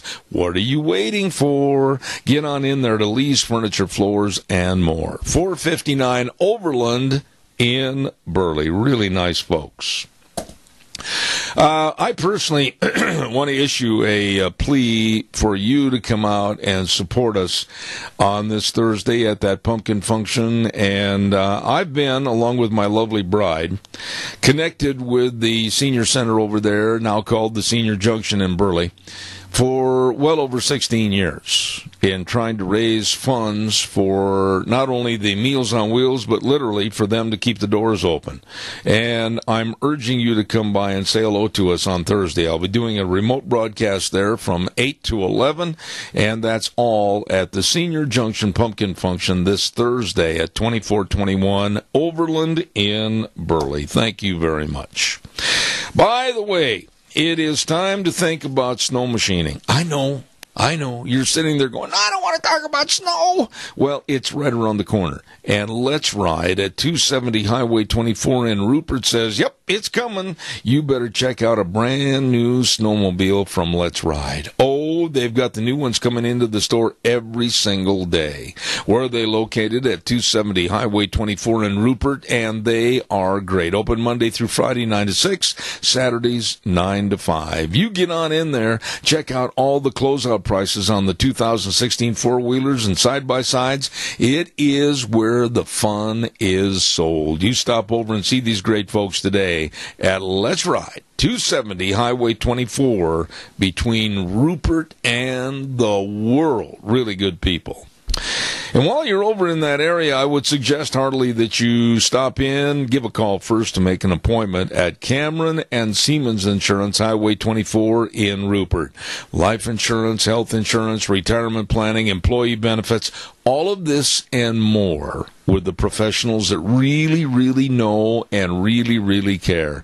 Cameron and Siemens Insurance, that number again, 436-4424. You call them for an appointment, and they are there to serve you. Cameron and Siemens Insurance over in Rupert. Really good folks. In just a moment, like I said, Wheels is going to get Casey Maddox on the phone with us. And also tomorrow on the program, we're going to have Marita Noon talking about energy and how things may change drastically if we get a Hillary Clinton presidency. And we're also going to have the members of the Rock Creek Fire Department here. And the last levy that they needed did not pass, and they desperately need the money to better serve all of us with fire protection. And we're going to have them in the studio tomorrow, so that is going to be extremely interesting, and I'm looking forward to it. Our dear friend Clark Kaufman Your District 25 representative encourages you to support and vote yes on HJR 5. It's an amendment to the Idaho Constitution to ensure the separation of powers of the executive and legislative branches. Vote yes on HJR 5, and be sure to vote November 8th. Thank you. Paid for by Clark Kaufman and the committee to re-elect Clark Kaufman in District 25B, paid for by Debbie Kaufman, Treasurer. Thank you much. Let's go to the phone line right now, and I am very honored to have on this program a gentleman that's been here many, many times before, outstanding attorney with the Alliance Defending Freedom, and we say good morning to Casey Maddox. Casey, good morning, sir. How are you? Zeb, I am doing great. It's great to be on. Casey, I got to tell you, when I got this story about Iowa State University and students giving up free speech to graduate, you didn't want to hear, nor did you want to see my net result after I read this story. I was cowboy mad. This is absolutely insane. You know, this is the kind of thing that frankly is happening on a lot of college campuses these days. What makes Iowa State different is frankly the honesty that they have in their policy. You know, the universities are supposed to be a marketplace of ideas. And what Iowa State has done is a much more honest version of what a lot of universities have done. They actually say in their policy that First Amendment protected speech activities can be forbidden depending on the circumstances. And, of course, it's up to university administrators to decide what those circumstances are. It doesn't take a lawyer to figure out if First Amendment protected speech can be forbidden based on what an administrator says, then you don't have First Amendment protected speech at Iowa State University. I do not understand how, first of all, this could be any at all acceptable, and why anyone would want to sign a document or a release stating that, well, I'm going to be really careful about what I say so I can get my diploma and get out of your very, very kind of a fascist type atmosphere. What are your thoughts? How can they do this? Well, they can't, right? And that's why we filed this complaint, was to set this right. But this is the kind of thing that, you know, this is a large university campus. You have a lot of students there. And I think what this speaks to, you know, is the fact that for a lot of us, you go through your daily life and you're checking off forms. And it's important to understand what exactly that you're being asked to do, because more and more today we're being asked to surrender First Amendment rights. And you know, it's critically important that we stand up and say, we're not going to do this. The First Amendment is our birthright, and we're not going to sacrifice it just because some administrator wants us to make a pledge. Casey, where did this start? I mean, under what circumstances, under what case study or something that happened on the campus? I mean, where in the world did this garbage about surrendering our First Amendment rights and free speech, how did it start, especially with this story? Did we lose him? Sorry, hey, Zeb, I think I lost you for a second. But okay. I'm right here. Wheels, the engineer over at the station, I want, Wheels, you got to be really careful about that. Thank you very much. Once again, let me start over again. I'm sorry for that delay. Where and how did this story ever start on surrendering our free speech and our First Amendment? How did this ever get started in the first place? You know, I think the idea is that you have a lot of universities where, and this is particularly, it's becoming an issue on university campuses, but it's in our culture generally, where people have gotten the idea that that you have a right not to be offended or upset. And so they take that and they apply that to other people's speech, and they want to, they think that they're actually adhering to the First Amendment, even while they're saying, you can't say anything that would upset or offend me, right? That my right not to be offended trumps your ability to say what you have to say. Here at Iowa State, I mean, some of these other policies go on to say that it can be deemed, your speech can be deemed harassment if other students think that it's not a legitimate topic, or if other students are object in some way to the way you present your speech. So, you know, allowing that kind of veto on student speech just eliminates the ability for students to be able to share their views on campus. it's fundamentally inconsistent with the First Amendment, and yet we do see that sort of mentality taking root on campuses. This young gentleman by the name of Mr. Dunn, I understand, is a Christian and the president and founder of the politically conservative group called Iowa State University Young Americans for Freedom. Now, are they targeting him and others of his ilk just because they are quote-unquote Christians? Well, they did. Some of the administrators did reach out specifically to Mr. Dunn, but this is a policy that applies to every student at Iowa. All of these speech codes apply to everyone, and that's really, the biggest concern, I think, here. For a lot of your listeners, they will be annoyed or frustrated by what they're hearing here, and they want to hear that university campuses are being a place where the First Amendment is respected. But there's also a feeling that, well, it's just happening there. The problem that affects all the rest of us is that these students on these university campuses don't stay on campus, right? If this horrible environment for free speech and lack of understanding of the Constitution just stayed confined on these university campuses in Coeur d'Alene or Ames or wherever else, it wouldn't be the end of the world. The problem is that these students graduate, and then they become our school board members and our legislators and our judges. And it's critically important that they understand the First Amendment, how the Constitution works when they're students, so that they're not imposing these wrong-headed ideas on the rest of us once they leave campus. Look, Casey, I read through this entire story, and I think the part that scared me the most, and I'm an old man, but boy, this really worried me. This Mr. Dunn received an email, and I'm reading from the copy that was given to me.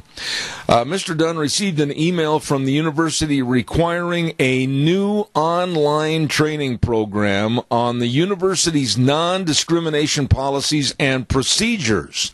The 118-slide course provides no expressed acknowledgement of any free speech rights of students or their interplay with the university's harassment policies. And then reading further, it says the training concludes with a mandate to certify compliance with the university's speech policies. This is nothing more than accepting the mark of the beast as far as I'm concerned.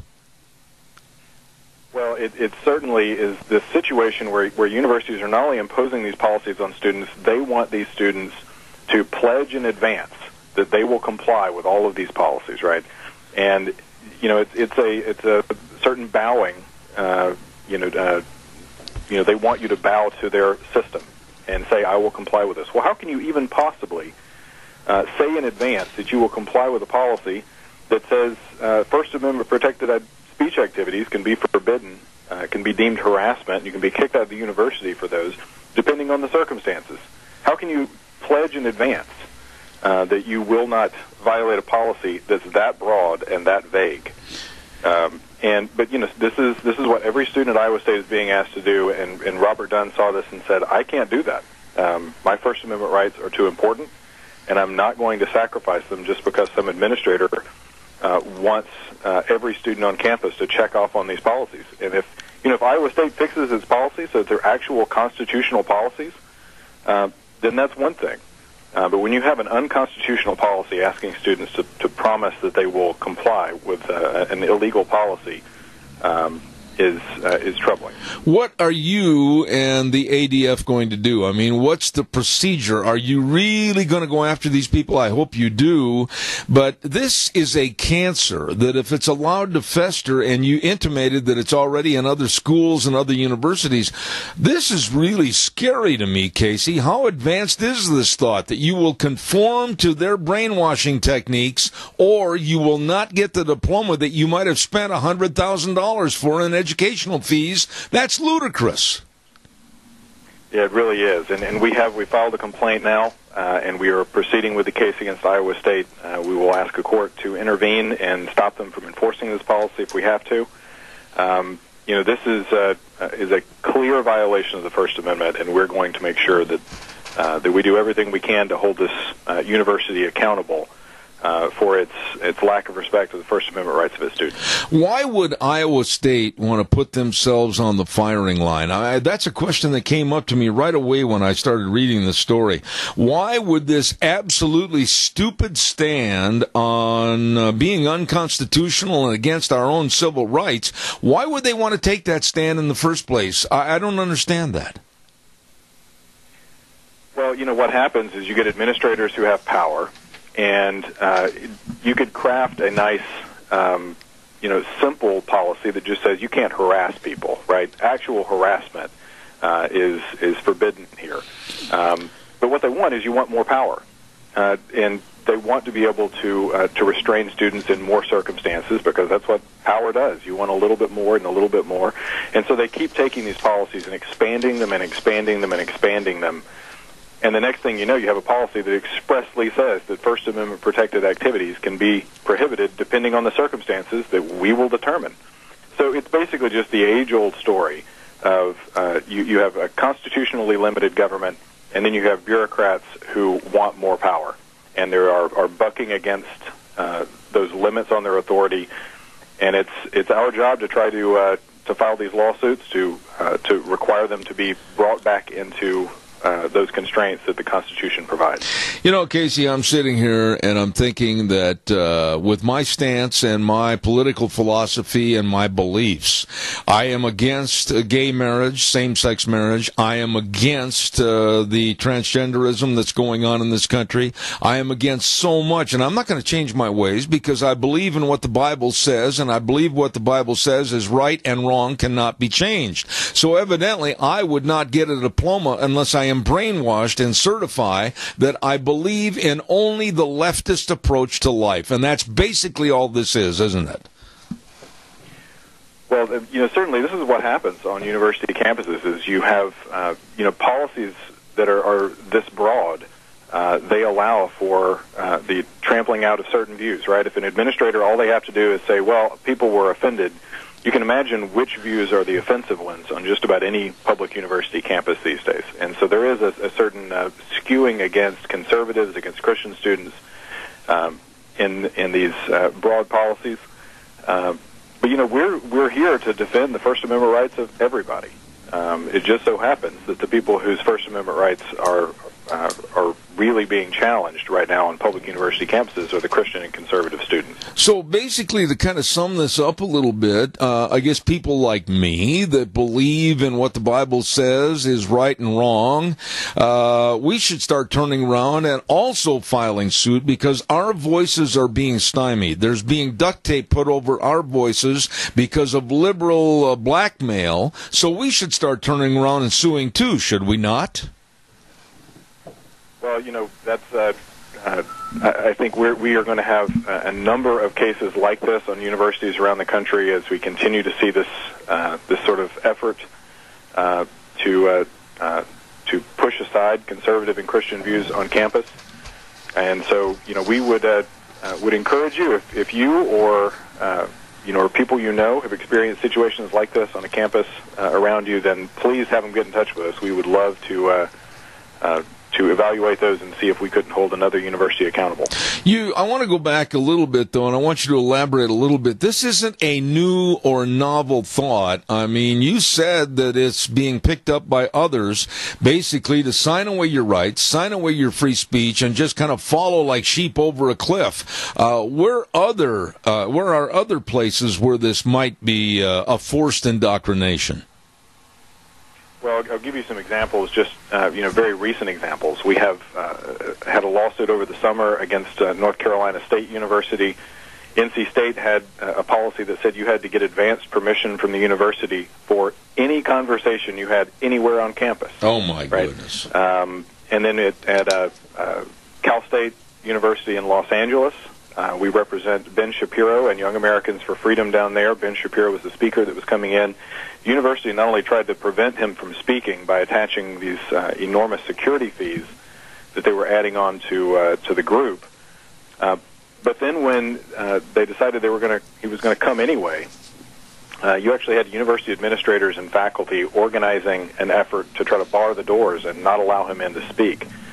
So, these sorts of problems on university campuses are unfortunately commonplace, and these speech codes, like the ones at Iowa State, are unfortunately on most university campuses. There is a policy, usually not as honest and direct as the one at Iowa State, but there are policies on university campuses around the country that will say that if your speech is in some way offensive to others or something like that, that it can be prohibited.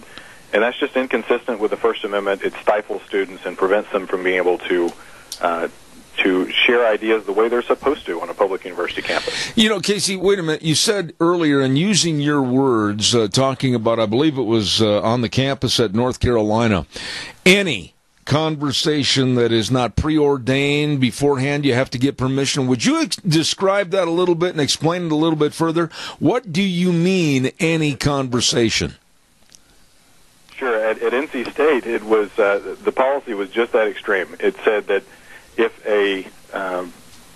that any verbal or written communication between students required advance permission from university administrators.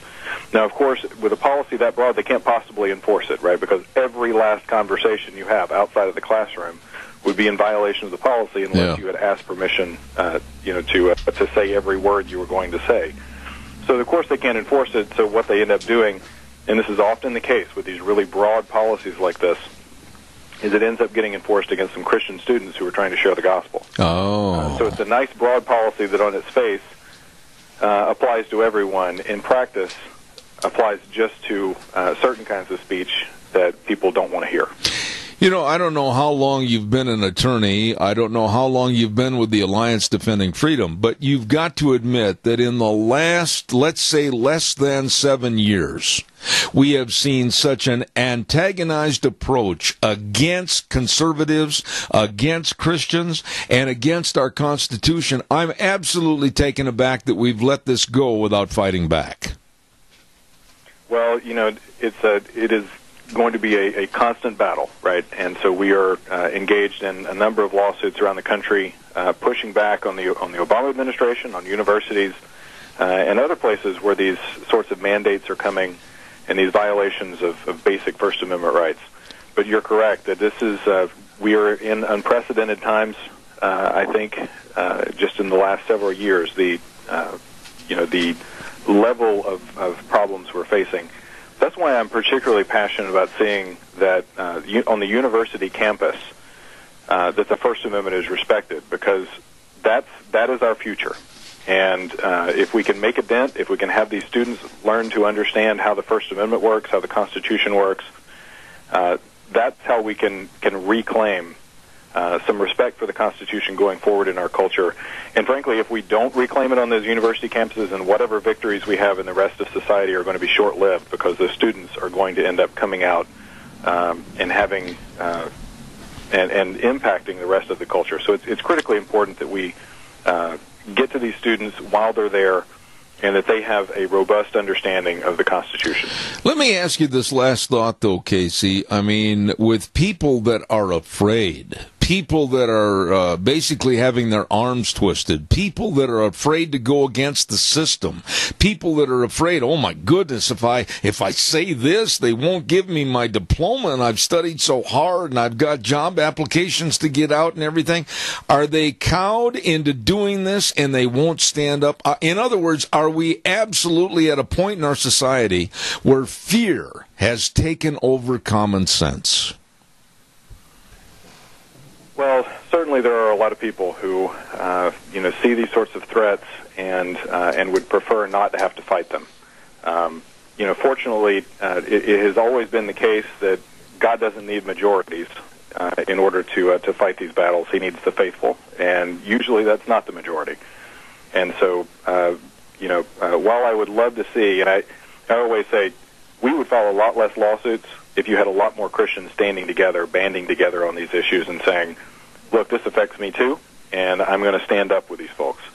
If we had that sort of unity in the body of Christ, I think we would see a lot, it would be a lot less necessary for us to fight some of the battles we fight. But if all we have are the faithful few who are willing to stand up and defend their rights and everyone else's rights, even the silent, then that's sufficient. Absolutely. Boy, I tell you, I certainly do appreciate people like you, an attorney that's willing to stand up and take the heat. Alliance Defending Freedom, thank you for all you do, Casey Maddox. And please keep us informed as to what's going on with this case, would you please? Will do. Thank you, Zeb. God bless you, Casey. Thank you so much. I appreciate your being on the program. Casey Maddox with the Alliance Defending Freedom. Oh, my goodness. And you know, really, a lot of you in the audience, you're probably going, oh, poo-poo, big deal. It is a huge deal. Can you imagine where we have gone in this country when a major university like Iowa State University says to the students, unless you sign this form, that you will go along with our philosophy, the left liberal philosophy, and you don't speak out against it, and you never say anything that you're opposed to same-sex marriage or etc., you have to go with our mindset or you do not get your diploma. Is that America? Is that the Constitution that you and I and my uncles, my dad and forefathers fought, died for, bled for? To where kids today going to school have to sign away their constitutional rights to get their diploma? Iowa State University, I hope, gets knocked down to their knees over this policy. And not only them, but I hope any other university that tries to employ this kind of Gestapo techniques on their students, I hope they get knocked down to their knees. There has to be an insurrection of right in this country. I'll say it again. There has to be an insurrection of right in this country to absolutely get a shovel out and bury the wrong. You may not agree, but that's the way it is. Ay, ay, ay. Don't forget our dear friends at Pope Phillips, Oaks, Goodwin and Company CPAs. Curtis Pope, Todd Phillips, Rob Oaks, Mitch Goodwin, Lyden Crane. These are wonderful, wonderful people that absolutely provide accounting services to the Mini-Cash area for well over 50 years. The best of tax return preparation, tax planning, business consulting, bookkeeping services. They know what they're doing, and they can help you. 2 locations to serve the area, 1710 Overland Avenue in Burley and 625th Street in Rupert. Pope, Phillips, Oaks, Goodwin and Company CPAs. Right now, they bring you the weather. Here's what it looks like as we kick off another work week, the final work week in October, by the way. And it looks like it's going to be cloudy this morning with thunderstorms developing by this afternoon. It's going to be a little bit on the windy side, winds out of the southeast, right around 10 to 15 miles an hour. 80% chance of rain showers, high as 63 tonight. We are expecting a chance of more rain showers and thunderstorms. Low of about 44 tomorrow. Partly cloudy skies, high of 61. Clear skies and 41 for Tuesday night and then Wednesday. Could see a high close to 70 under partly cloudy skies. That's your weather for Zeb at the Ranch. Oh, she does a great job. Thank you, Gina. Her and Scotty both when he fills in with the excellent weather forecast. Brought to you by Pope Phillips, Oaks, Goodwin and Company, CPAs. Yes, sirree, Bob. It's getting towards the end of the year. You better get a hold of them for the best in tax return preparation. Curtis Pope, Todd Phillips, Rob Oaks, Mitch Goodwin, a bit Matung, and Lyden Crane, all serving you at Pope Phillips, Oaks, Goodwin and Company. You know, you might not think this situation is serious, and you might think that I pulled this story out of many just to highlight the liberal left. No, that's not true. As you heard with the attorney, Casey Maddox, it's a growing concern like a cancer, a villainous, deadly cancer in this country, starting with our students, to kowtow them into giving up their rights of the Constitution. Iowa State University requiring students to give up their free speech in order to get their diploma.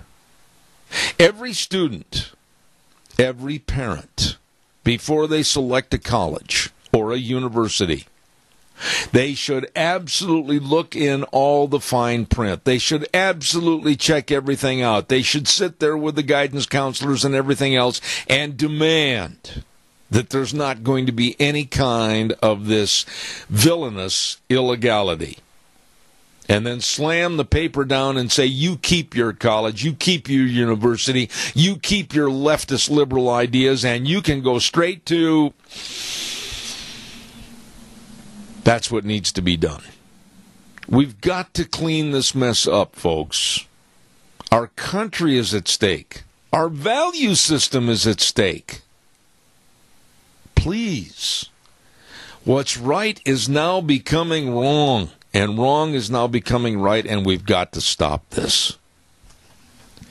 Don't forget my dear friend Fred Wood, running unopposed for State Representative District 27. Fred is on the Health and Welfare Committee, and I really rely on him for a lot of great information, and he's also on the Resources and Environmental Committee.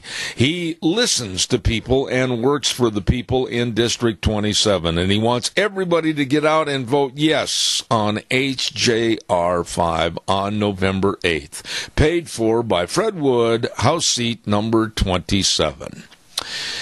Wheels, during the news, I'm going to call you, so have your phone available, and I need to visit with you for a second, but right now we're going to have this good word for Senator Mike Crapo, and then Wheels is going to take us up to CBS News.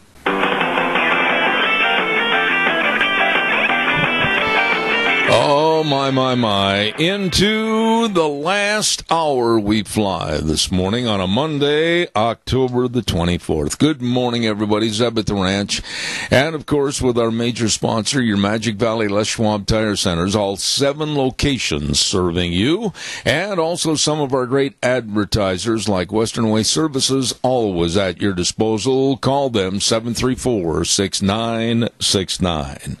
We're going to have our guest with us in just a moment, but first of all, don't forget, don't let activist courts take away our legislature's authority to approve or reject agency rules. Vote yes on HJR 5. It encourages better communication and cooperation within our branches of state government. Vote yes on HJR 5. Paid for by Speaker Scott Bedke, Representative Fred Wood, and Senator Kelly Anthon. Thank you very much.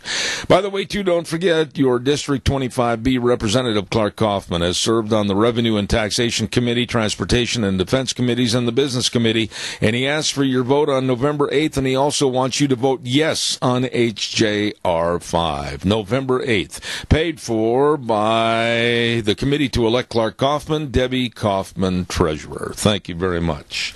And before we start with our guest, as I said, we've got a busy time coming up before our elections. Want to remind you about the big Halloween Four Paws annual party and pet parade. Yes, it's going to be this coming Saturday, October 29th, and it's a lot of fun. They've done this for quite a few years, and all the pet costumes right now are on sale through Halloween. They're going to have their great big Halloween judging contest and the parade at 1 p.m. and free pictures, free refreshments, all of this at Four Paws Bed and Bath. They are so committed to the better management and upkeep of your dogs and your kitty cats and everything else. Four Paws Bed and Bath, 370 West, 200 South of Rupert. Number to call, 438-4444. Right now we're going to be talking to a legal counsel with the Energy and Environmental Legal Institute, and I've had him on my program a couple of weeks ago, Chaim Mendelbaum, and I really wanted to make sure I said his name correctly this morning. Chaim, how am I doing this morning? Is that right on cue? You're dead on, Zeb, and thanks for having me back. Okay. Listen, I'm going to say this, and then I want you to either agree with me and explain or disagree with me and explain. It looks to me, maybe I'm all wrong, that there is more and more every day of condemnation of oil companies by the liberal left that are trying to run them out of business no matter how. Is that what's happening in this country? That's absolutely what's happening, and you're dead on. And what we're seeing is an effort by the left-wing activists to attack energy companies that provide a desperately needed service in this country. And what we're seeing in the Northeast with attorney generals like Eric Schneiderman in New York and Maura Healey of Massachusetts is a concerted effort to attack energy companies like Exxon, to run up bills on their of millions of dollars and to try and coerce them into embracing a green energy policy that would be incredibly expensive for this country. Well, not only the expense, but Chaim, I want you to elaborate a little bit about the idiocy of looking to green energy for our electrical grids. The costs would be enormous to our consumers, and it's very unreliable. I know that you have the expertise in this, so explain that a little bit and really tell people how absolutely negative it could be. Well, it could be incredibly disastrous. And one of the things that energy regulators work to do is have multiple sources of supply so that if one fails, there's a backup. And you always want to have lots of different, areas that you can draw energy from. And one of the things the green activists want to do is shut down some of our most reliable potential supplies, things like coal, things like oil and natural gas. And they want to push us towards some of the most unreliable things, solar and wind, things that, work some of the time and other times just aren't available. And that's going to create all sorts of problems down the line. Not to mention that these are considerably more expensive than the traditional sources of energy that we have. And you're already seeing that on your electric bills all over the country, and you're going to see it more and more as time goes on. Let me ask you this, Chaim, and I'm not trying to nail you down on specifics regarding the costs or anything. I'm just trying to kind of create a picture here. Let's just assume that someone is spending $300 a month for their electricity. I have heard from other people that I've talked to in the industry and other people that are very knowledgeable that $300 a month could escalate to over $1,000 a month with a green energy no backup plan. Is that really true? I mean, it's entirely possible, yes. I mean, you're seeing it in Europe. In Europe, they call the electric bill these days second mortgage because electric bills have gotten so high. In wintertime, people, particularly people with lesser incomes, have been forced to choose between paying for medications and paying for electricity. And you can definitely see your electric bills, dramatically shoot up, double, easily. And you're already starting to see it as states carve out an amount of energy that electric companies have to get from these renewables. And the electric companies aren't going to take it out of their profit. Instead, they're passing it on to consumers in the form of higher rates. And that's why every year you see electric companies going to the public utility commissions and asking for double-digit rate increases. And that's not going to stop. If every year they're asking for 10, 15% rate increases, what do you think your rate's going to be by 2025 or 2030? Yeah. I mean, it's just going to keep going up and up and up. And that's because they're going to have to build new plants. They're going to have to shut down old plants that they paid for and that they're not going to recoup the value of. And they're going to have to buy sources of energy that are more expensive and less reliable. Chaim, I honestly think that the people on the left in this country are basically stupid and not at all intelligent to understand that we need energy that is reliable. We need energy sources for agriculture to grow our food. How in the world, I'd like you to explain this. Have you ever been at a meeting when some of these left loonies come up and say that we can go all green energy? How are you going to push a John Deere tractor down a field with a propeller? And certainly I think that some of those ideas are pie in the sky. The goals for, all green energy simply aren't practical. They aren't going to work anytime in the immediate future. And we have to think about the economic future in the short term and in the medium term. I mean, there are proposals for the long-term future, these sci-fi technologies that will someday save us all. And that's all well and good if they can someday make them work. But what we have to focus on is keeping the economy going today. And what we need to do that is reliable sources of energy. I mean, we can't say, we're going to go all green and everything will be fine. No, you have to have an actual plan. And that's the one thing that these all-green activists never have. They don't have an actual plan that would make something work. Absolutely. You have to have a plan that works. Absolutely. Let me ask you this. There seems to be a lot of culprits, a lot of bad guys, a lot of villains on the left that are really promoting this. One name that has really come up a lot lately in some of the material that I've read is New York Attorney General Eric Schneiderman. I would love to have a one-on-one with Schneiderman and find out just how pathetic his thoughts are against energy. What are your thoughts about this man? Well, Eric Schneiderman has been one of the big people pushing this attack on Exxon and on all of those who challenge the green climate agenda. And he's been one of those who wants to engage in what is essentially thought control. He wants to punish anyone who dissents from his agenda. And what he's doing is very dangerous because he's using the police power of the state to punish free speech. And he does it in the guise that it's fraud. He says that if you think that climate change isn't happening, then you're engaging in fraud. He doesn't bother to explain how it's fraud. He's just decided it's fraudulent not to believe what he believes.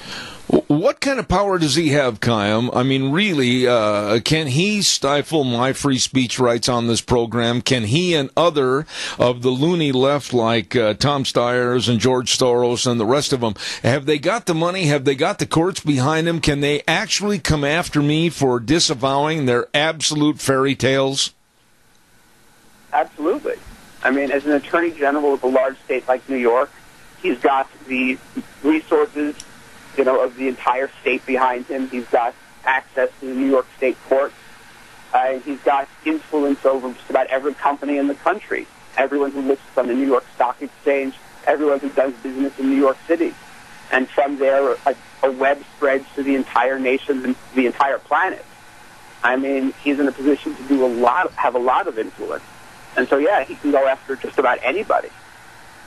Well, there was one line in the story that was sent about you and the Energy and Environmental Legal Institute, and it really scared me. It said, individuals like Tom Steyer punish Exxon and silence those who speak out against climate change, including numerous conservative organizations. When you use the word punish and silence, that's a little spooky there, my friend. It is. And they have exactly the means to do it. And let me give you an example. The Competitive Enterprise Institute in Washington, D.C. I mean, this is a think tank that publishes reports and raises discussion about important issues. I mean, this is a thing that elevates thought. And from the Virgin Islands, some islands out in the Atlantic, the Attorney General there issued what's called a civil investigative demand, a type of subpoena, demanding documents going back 30 years from this think tank. I mean, this is something that would have cost them hundreds of thousands, if not millions of dollars to provide. I mean, essentially almost bankrupting them. And he demanded that they turn it over or face civil and criminal penalties. Now, they fought back in courts and they managed to defeat this. But you can imagine the sort of threat that is to anybody. I mean, if an attorney general with all the police power of the state shows up and tells you, spend hundreds of thousands of your own dollars to provide me with all of your records from the last 30 years. I mean, that's a devastating blow to anybody, to any business, to any individual, to any group.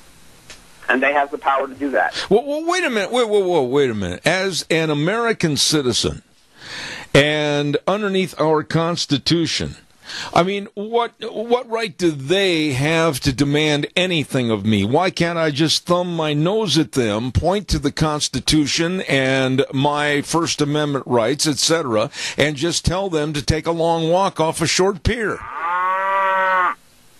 Because they're the law enforcement authority. I mean, they're not your law enforcement authority, but they're the law enforcement authority of some other state. And so they're stretching their power to try and use that law enforcement authority wherever they want to. And so basically what you're telling me is, under that guise and circumstance, our Constitution no longer matters.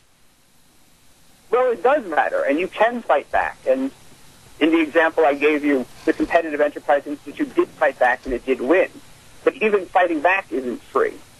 I mean, they had to spend money on attorneys and court fees in order to vindicate their rights under the Constitution. Yeah. And so you have to, if they come after you, you're going to have to do the same.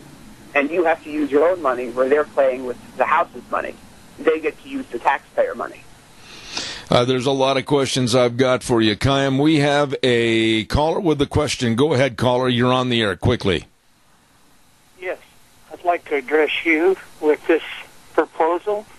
Being that the Republican Party is not helping Trump any by putting money in his campaign, why don't they spend the money advertising the fact that these oil companies are being picked on, and why don't we go to the oil companies and have them pay part of the bill because it is their future as well as ours? Thank you. Okay, Chaim, respond to that. He had some good thoughts there. Well, the oil companies have two problems. First, they fight sometimes, but sometimes they want to just make a deal and walk away because they're thinking about their bottom line and they're trying to figure out what will make us the most money. And sometimes they just want to be cowardly and not fight. They'd rather just get out of the battle, surrender and, live on, in whatever circumstance they'll be allowed to. In this case, they're fighting, but in plenty of circumstances, they'd rather just not deal with the problem. And so you can never count on the oil companies because their interests are not really aligned. Sometimes they want to defend themselves, but sometimes they don't. And you can never really count on the political parties because they have the same problem. They're only chasing votes, and they're only chasing donor money. You can never be sure what they're going to do. Yeah. Chaim, I was reading through here this morning, and there was another line, and you've touched on it briefly already, but I want you to elaborate on it a little bit, that this guy, and I'm not even going to be respectful and call him a gentleman because I don't think he is, New York Attorney General Eric Schneiderman said that no constitutional amendment protects a company or individual's right to defraud. And when you use that word defraud, there's where I'm going to jump in the pool and see how deep the water is, because I don't believe in global warming. Many scientists and college professors, meteorologists, etc., have said the same thing. They don't believe in man-caused global warming, and as a matter of fact, the climate change has been changing ever since the good Lord made the earth. Why in the world can they get away with using that word defraud any more than anyone else? Well, they shouldn't be able to, but that's what they're doing. And as long as they keep doing it, they think they have some sort of PR power to push this issue. I mean, that's the problem. It isn't fraud. I mean, they're saying that it's fraud not to admit that global warming is real. But that's ridiculous. But as long as they continue on that line, they think they have the power to do what they're doing. And so that's the problem we face. Well, they don't want to respect the rules. They're just going to continue on, doing this stuff. And when you point out the Constitution, they just come up with some clever way to go around it. They say, oh, it's fraud, and so that's not protected. How is it fraud? Well, don't worry about that. We'll figure that out later. Yeah. And this is what you have to deal with, because they don't care about what the Constitution says. They don't care about what the rules are. They don't care about the traditions of, law enforcement not getting involved in politics. They're prepared to throw all of that out the window in order to enact their agenda. Let me ask you this. What about standing up to them? What about the American public saying enough is enough, picking up the pitchforks and walking down Pennsylvania Avenue? I mean, what can we do, or is it way too little, too late? Well, I don't think it's too little, too late. There are things we can do. We have to fight back in court. We have to fight back, through pressing our elected officials to enact better public policy, through electing better public officials. I mean, but those are ultimately the tools we have. Using the court system to put a stop to this. I mean, and that's something Exxon has been trying to do. That's something organizations like mine have been trying to do. The problem is those sort of efforts are long and expensive. And then there's enacting better public policy and getting better public officials. And that's something everyone can work on by lobbying your local congressman and to put better energy and environmental policies in place, and by electing officials who have better energy and environmental policies in the first place.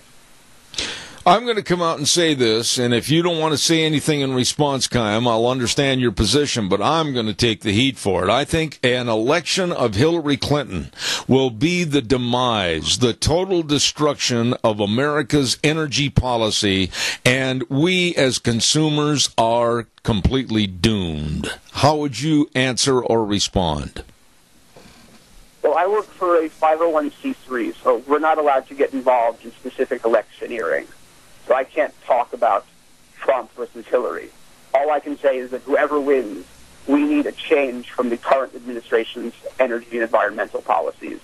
We need different personnel because the current personnel are entirely in bed with one side, with the green activists. We need different personnel and we need different policies.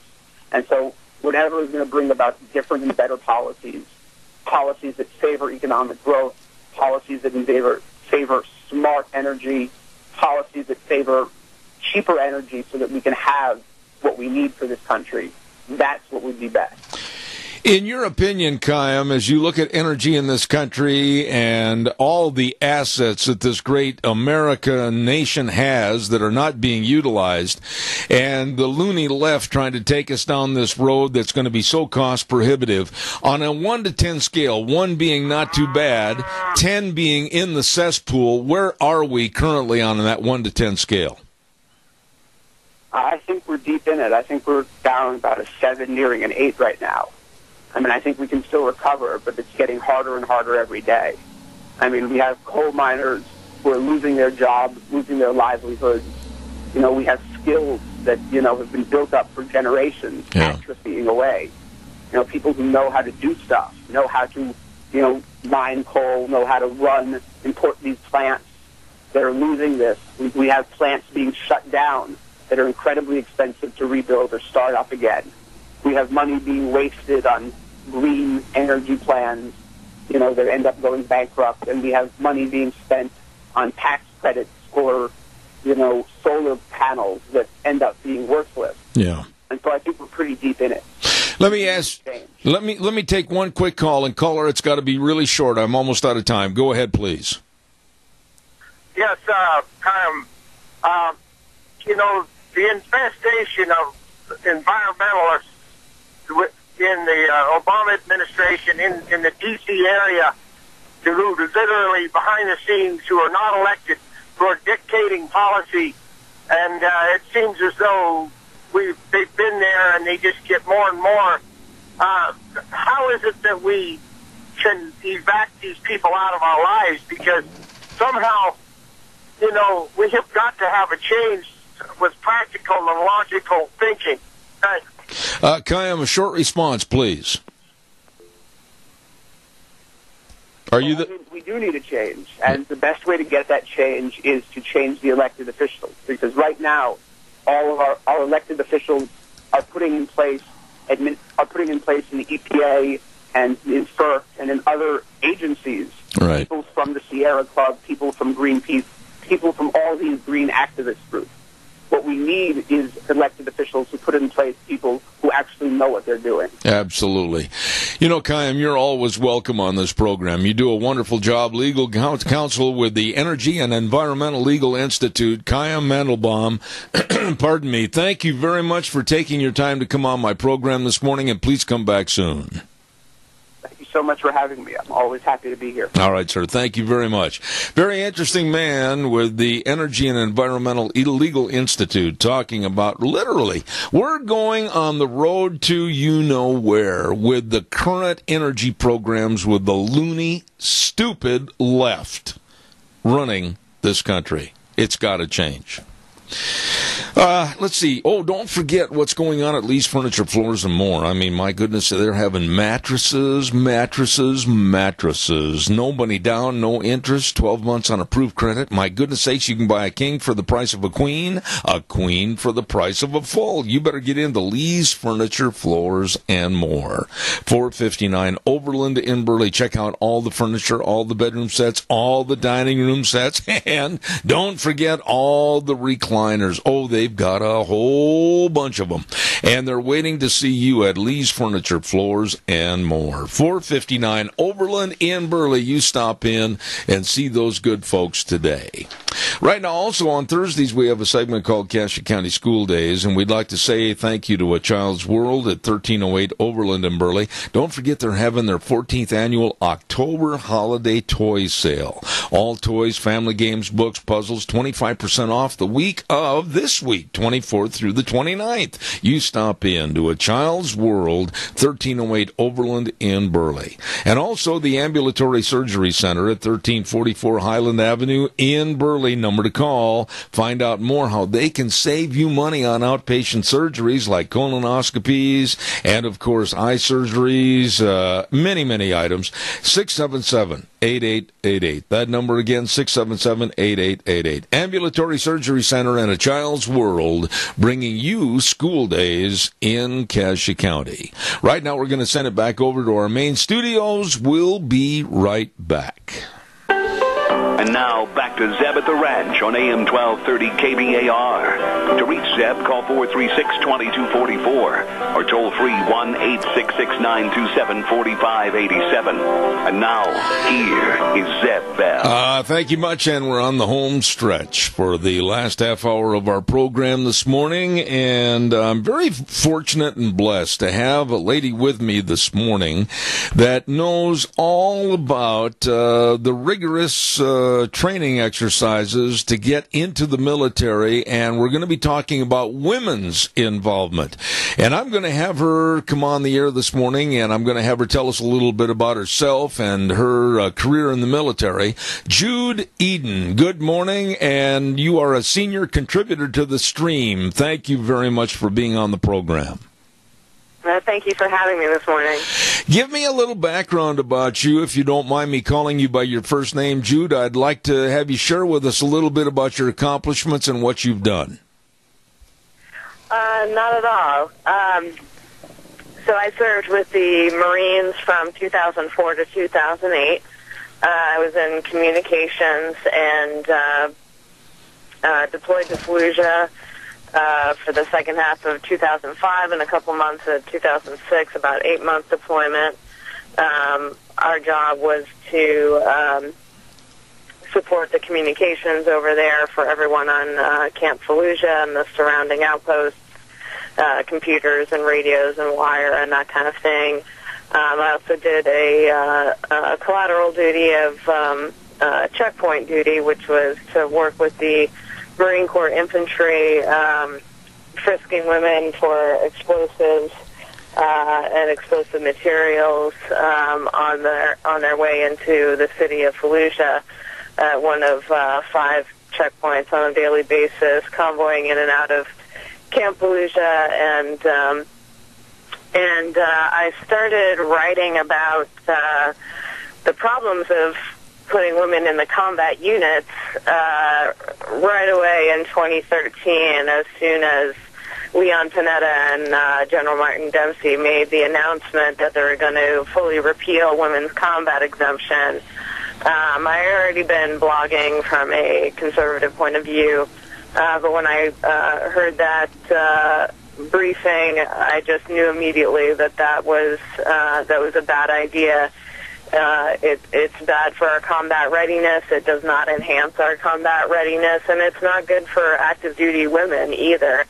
So I've been writing about this for several years now, and my latest piece is a response to an Army colonel who just last week got some space on the Marine Corps Times digital version, questioning the Marine Corps infantry officer course standards. They're so high that women have not been able to make them. We're now 0 for 31 or 32 women have tried to pass the Marine Corps infantry officer course and have not been able to get past the first 2 weeks of this rigorous and grueling 12-week training. Most of them haven't been able to get past the first day.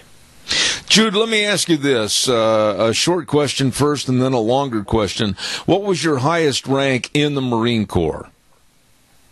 I I got out as a sergeant. As a sergeant. You know, I got to tell you where I stand on this, and then I want you to help me fill in the blanks. I absolutely think it's wonderful that our women want to serve and help our United States military. But there is a point to which the door has to close. I have said on my program many, many times, it's not fair for our military to put women in the front lines as far as infantrymen or whatever the case might be, because they cannot adhere to the standards that the military has put for our men in order to keep an elite fighting force. How would you respond to what I just said? I agree completely with that, and that's exactly what I've been arguing for the past several years. This is not an equal opportunity for women. The military's responsibility is not to create quote-unquote equal opportunities for women's careers. They exist to fight our nation's enemies, and the infantry in particular. It's only 20% of our military, and the other 80% is support. And, you know, this issue is not about women in the military in general. You know, we have women serving with excellence and courage, including on deployments, having served in all of our nation's wars. And this is not about that. This is about women serving in that 20%, which has much, much more physically grueling demands. Women are at a disadvantage when it comes to those because we are physiologically different. That does not mean we are inferior human souls, of course. Absolutely. And this is not about equal rights. We have equal rights under law, equal treatment under constitutional law, but that doesn't mean we're required to do the same things in the nation's defense. And that's what this is about. The military's top priority has to be combat readiness and military readiness. And anything that degrades that or takes away from that should absolutely not be under consideration. It would be illogical. And active duty women, before we even talking about combat unit standards, active duty women, not just average civilians, but women who have already made the cut to be in the military, including in the toughest branch, my Marine Corps, they're already suffering 2 to 10 times the injuries on average that their male counterparts are. That's a liability, and to add that kind of liability onto the units that we depend on the most for our toughest fighting is just completely illogical, and it's reckless because if we don't have our combat readiness, if our combat readiness degrades, then the violence that we're fighting abroad comes to our shores and our front doorsteps. You know, Jude, why? I mean, you can go on, and we can go on, and I can go on and on for the rest of this half hour. But why? Why is there such a illogical, you use that word, I'll use this word, Looney Tunes attitude about trying to throw women in the front lines? Why? Who's promoting this, and where is the logic? Well, they've put logic aside, but this is being pushed by the Obama administration and his surrogates, which are the Secretary of Defense, Ashton Carter, Secretary of the Navy, Ray Mabus, both ultra-liberal people who are pushing a social engineering agenda. They want the military to look a certain way. Their priority is diversity metrics, that's their term. And they don't care about combat readiness. What they do is they try to argue, as Ray Mabus did, diversity is strength. That's his saying, and Ashton Carter has said the same thing, which is completely ridiculous. With implementing this policy, the result is going to be diversity in ability, not just diversity in personalities and races and creeds and such. The military has to guarantee a steady flow of people who can make, who they know can do what's required, can perform to a set standard. And the subject of my latest article on the stream, this female Army colonel, she's one of the 4 females who sued to have the combat units open to women. And at first, of course, mouthed the rhetoric of, we just want the same chances as the men, and we don't want the standards changed for us.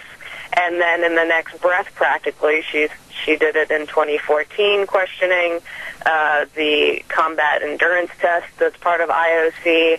Just last week, she's saying, where did in IOC, the officers have to be able to carry 152 pounds, 9 miles at about a 3-mile pace. And she says, I don't know why anybody would have to do that. And she quizzed a couple of Marines at some conference or something, who said, I don't know why, I can't imagine why anyone would have to do that, basically. And so she used that as to bolster her question, challenging the Marine Corps' standards by saying, who came up with these standards, who validated them, they don't seem to be realistic. Nobody seems to be able to achieve them, and which is absolutely ridiculous. Casualty evacuation is the first most obvious thing that comes to mind. Yes. Easily 150 pounds. Yes. Having to carry somebody out of a hot zone who goes down.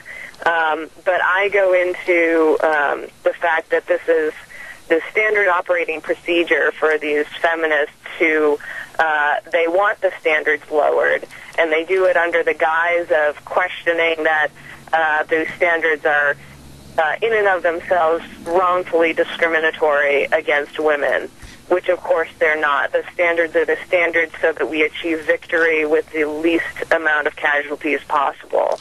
Jude, I talked to... They say, those standards aren't realistic. They're not a realistic gauge of occupational, competence or qualification, which is ridiculous because in every single war up through Iraq and Afghanistan, our men are trudging through difficult terrain. They're carrying, 60 to 100 pounds of gear or more, heavy weapons, and to the point, each other when somebody becomes a casualty. So she plays stupid, like, I can't imagine why somebody would have to carry 152 pounds any length. And that's absolutely ridiculous. And in that article, I give a couple of examples from our most recent wars, examples of when men were having to, carry each other over difficult terrain. Or there was one example of during 2004 in Iraq when a truck rolled onto a Marine Lance Corporal, and 2 guys ran over and they lifted the truck enough so that some other Marines could pull that Lance Corporal out from under the truck. Well, how much they could lift damn well mattered to that Marine. So there's plenty of evidence and data to support that we need, really tough training for our infantry officers, who in the Marine Corps, their motto is Ductus Exemplo, leadership by example. They don't just lead from behind like Obama does. Yeah. Okay? Marine officers lead from the front. They lead their men and fight alongside their men to close with and destroy the enemy by fire in close combat. Jude, I'm going to tell you this, and I'm on your side 1,000%. Don't misunderstand my statement here. But you sound like you are really filled with animus against this current administration. Would that be a correct assumption? Absolutely, against their policies, because they have been degrading our combat readiness again and again and again. They're fast-forwarding our military decline with all these, policies and just ridiculous things. They care more about how transgenders are treated over whether we can actually win our wars against the most savage enemies that we've ever seen. I totally agree with what you just said, and I've seen a weakening, and I've read of a weakening of our military, but I got to tell you that before I had you on the program this morning, I talked to many, many military people and men and women that have served, and every single person that I talked to this morning absolutely agrees with you. There is a time, there is a place, but the front lines with our military is not the place for women, and they would do anything, they said, to change this stupidity that's going on within this administration. That's right, and specifically, this is no favor to military women, okay? When you're talking about putting women into combat units, that's not a career opportunity. That's a career killer, because these women who may be at the top of their field in support units and top performers, you put them against men who are making the cut for the most demanding jobs in the military, most physically demanding. These women are relegated to the bottom quarter, okay? They're not going to be able to compete, and that's at best, okay?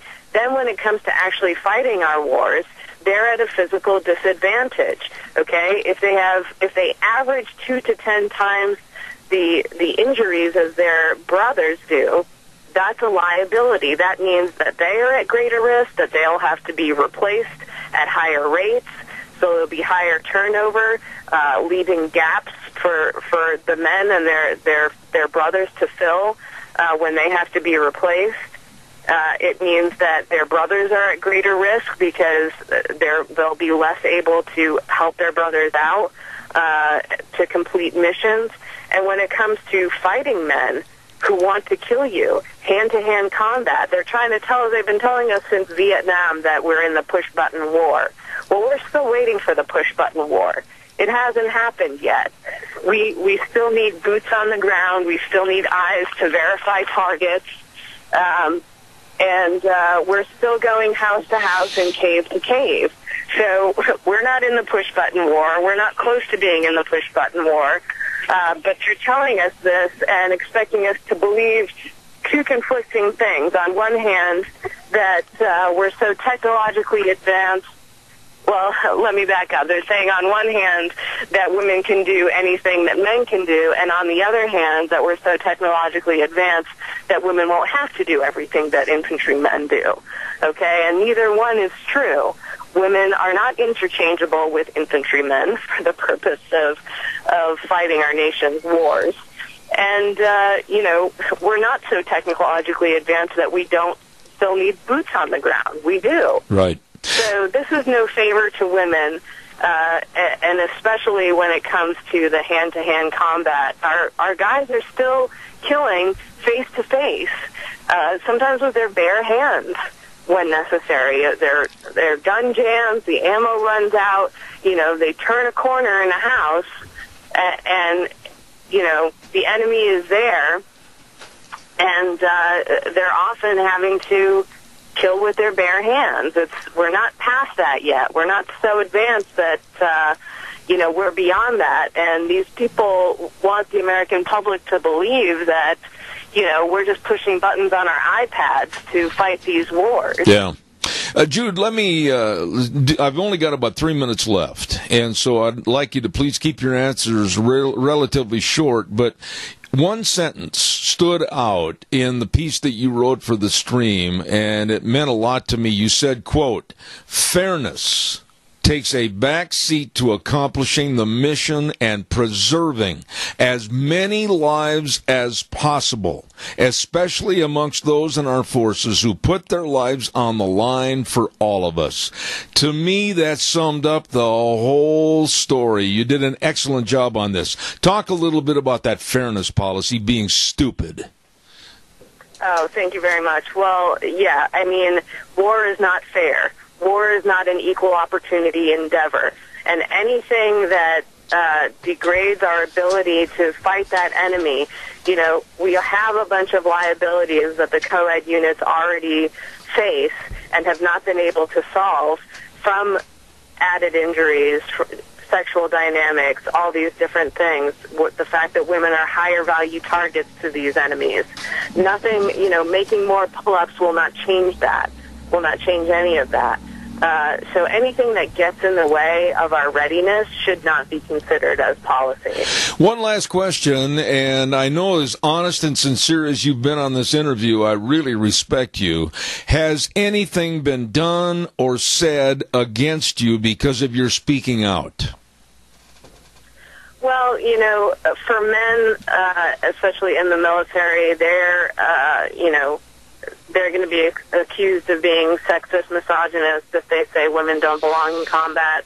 The large majority, overwhelming majority of military women agree that putting women in combat units is a bad idea, but they have just as harsh of an accusation. We're accused of betraying our sex if we bring up these things, but nobody can trump me on logic and argumentation, so they don't get very far. I really like you, and I hope you'll consent to coming back on my program in the future because I'd like to do another follow-up on this story. Former, and I shouldn't say never is a Marine former, they're always a Marine sergeant, and that's Jude Eden. Thank you so much writing for the stream. Please come back. I'd love to. Thanks for having me. All right. God bless you. Thank you very, very much. Wow. She tells it like it is. And you know what? She tells it like it ought to be. And I really respect her for that. A Marine sergeant. And that's Jude Eden talking about. And the lead headline on her story for the stream was that basically a female Army colonel illustrated why no one should listen to the Army about Marine standards and women do not belong on the front lines. Thank you very much. I'm going to keep her name and number and have her back for a future conversation. Thank you very much. Right now it's time for the weather. Oh my goodness, it's past time. Old Wheel says, hey, look at the clock. Brought to you by Scarrows Meats, 331 North Road, Jerome. The number to call, 324-7657. They are changing the way we eat, one delicious bite at a time. Scarrows Meats, your locally owned custom meat processor for over 20 years with absolutely all the delicious meats. Right now, here's Gina with the weather. Here's what it looks like as we kick off another work week, the final work week in October, by the way. And it looks like it's going to be cloudy this morning with thunderstorms developing by this afternoon. It's going to be a little bit on the windy side, winds out of the southeast, right around 10 to 15 miles an hour. 80% chance of rain showers, high of 63 tonight. We are expecting a chance of more rain showers and thunderstorms. Low of about 44 tomorrow. Partly cloudy skies, high of 61. Clear skies and 41 for Tuesday night and then Wednesday. Let's see a high close to 70 under partly cloudy skies. That's your weather for Zeb at the Ranch. I appreciate it. Thank you very much, Gina. And don't forget, brought to you by Scarrows Meats, 331 North Road, Jerome. The number to call, 324-7657. They are changing the way we eat, one delicious bite at a time. Don't forget, too, Ramsey Heating and Electric and Lennox. Can I try that over again? I think I got half a tongue left. Ramsey Heating and Electric and Lennox offering rebates on qualified Lennox home comfort systems, whether it's a gas furnace, an air conditioner, or a heat pump. You and your family will enjoy the comfort. Call 678-0459 and learn how Ramsey Heating and Electric and Lennox can save you money. Woo, busy day tomorrow, and a lot of great guests, including my dear friend Frosty Woldridge, Marita Noon, and members of the Rock Creek Fire Department. We're looking forward to all of that tomorrow, including also Dr. History. Don't forget our friends at your Magic Valley Les Schwab Tire Centers, all 7 locations serving you with a big fall tire sale going on right now. And you can get tires like for your car, for the Eclipse tire. It's on sale all-season design, 70,000-mile warranty. Get in and check that tire out today. They've got the best tire value promise in the industry. Whatever the road throws at you, from potholes to nails, any road hazard, they've got a free guarantee that protects you. And don't forget the best in brake service and front-end alignments and shocks and struts and batteries, all of this and more, along with the best in service. Lane and Rupert, Dave on Blue Lakes and Twin, Mike and Buell, Mike and Jerome, the Twist family and Paul, Daniel on Poline in Twin Falls, and my buddy Randy on Overland in Burley. The best. Your Magic Valley, Les Schwab Tire Centers. They really know their business, and they can help you with yours. I really appreciate you tuning in this morning, and I got to run to a meeting right now, so I'm going to be sending it over to Wheels in just a second, but I want to remind you we'll be back here tomorrow morning at 8:06, and we'll ride the horse for 3 hours to 11 o'clock. Zeb at the Ranch, I'm Zeb Bell, and remember, the way things were are the way things ought to be. Here's this great word from Senator Mike Crapo, and then Wheels will take us up to CBS News. Goodbye, everybody. God bless.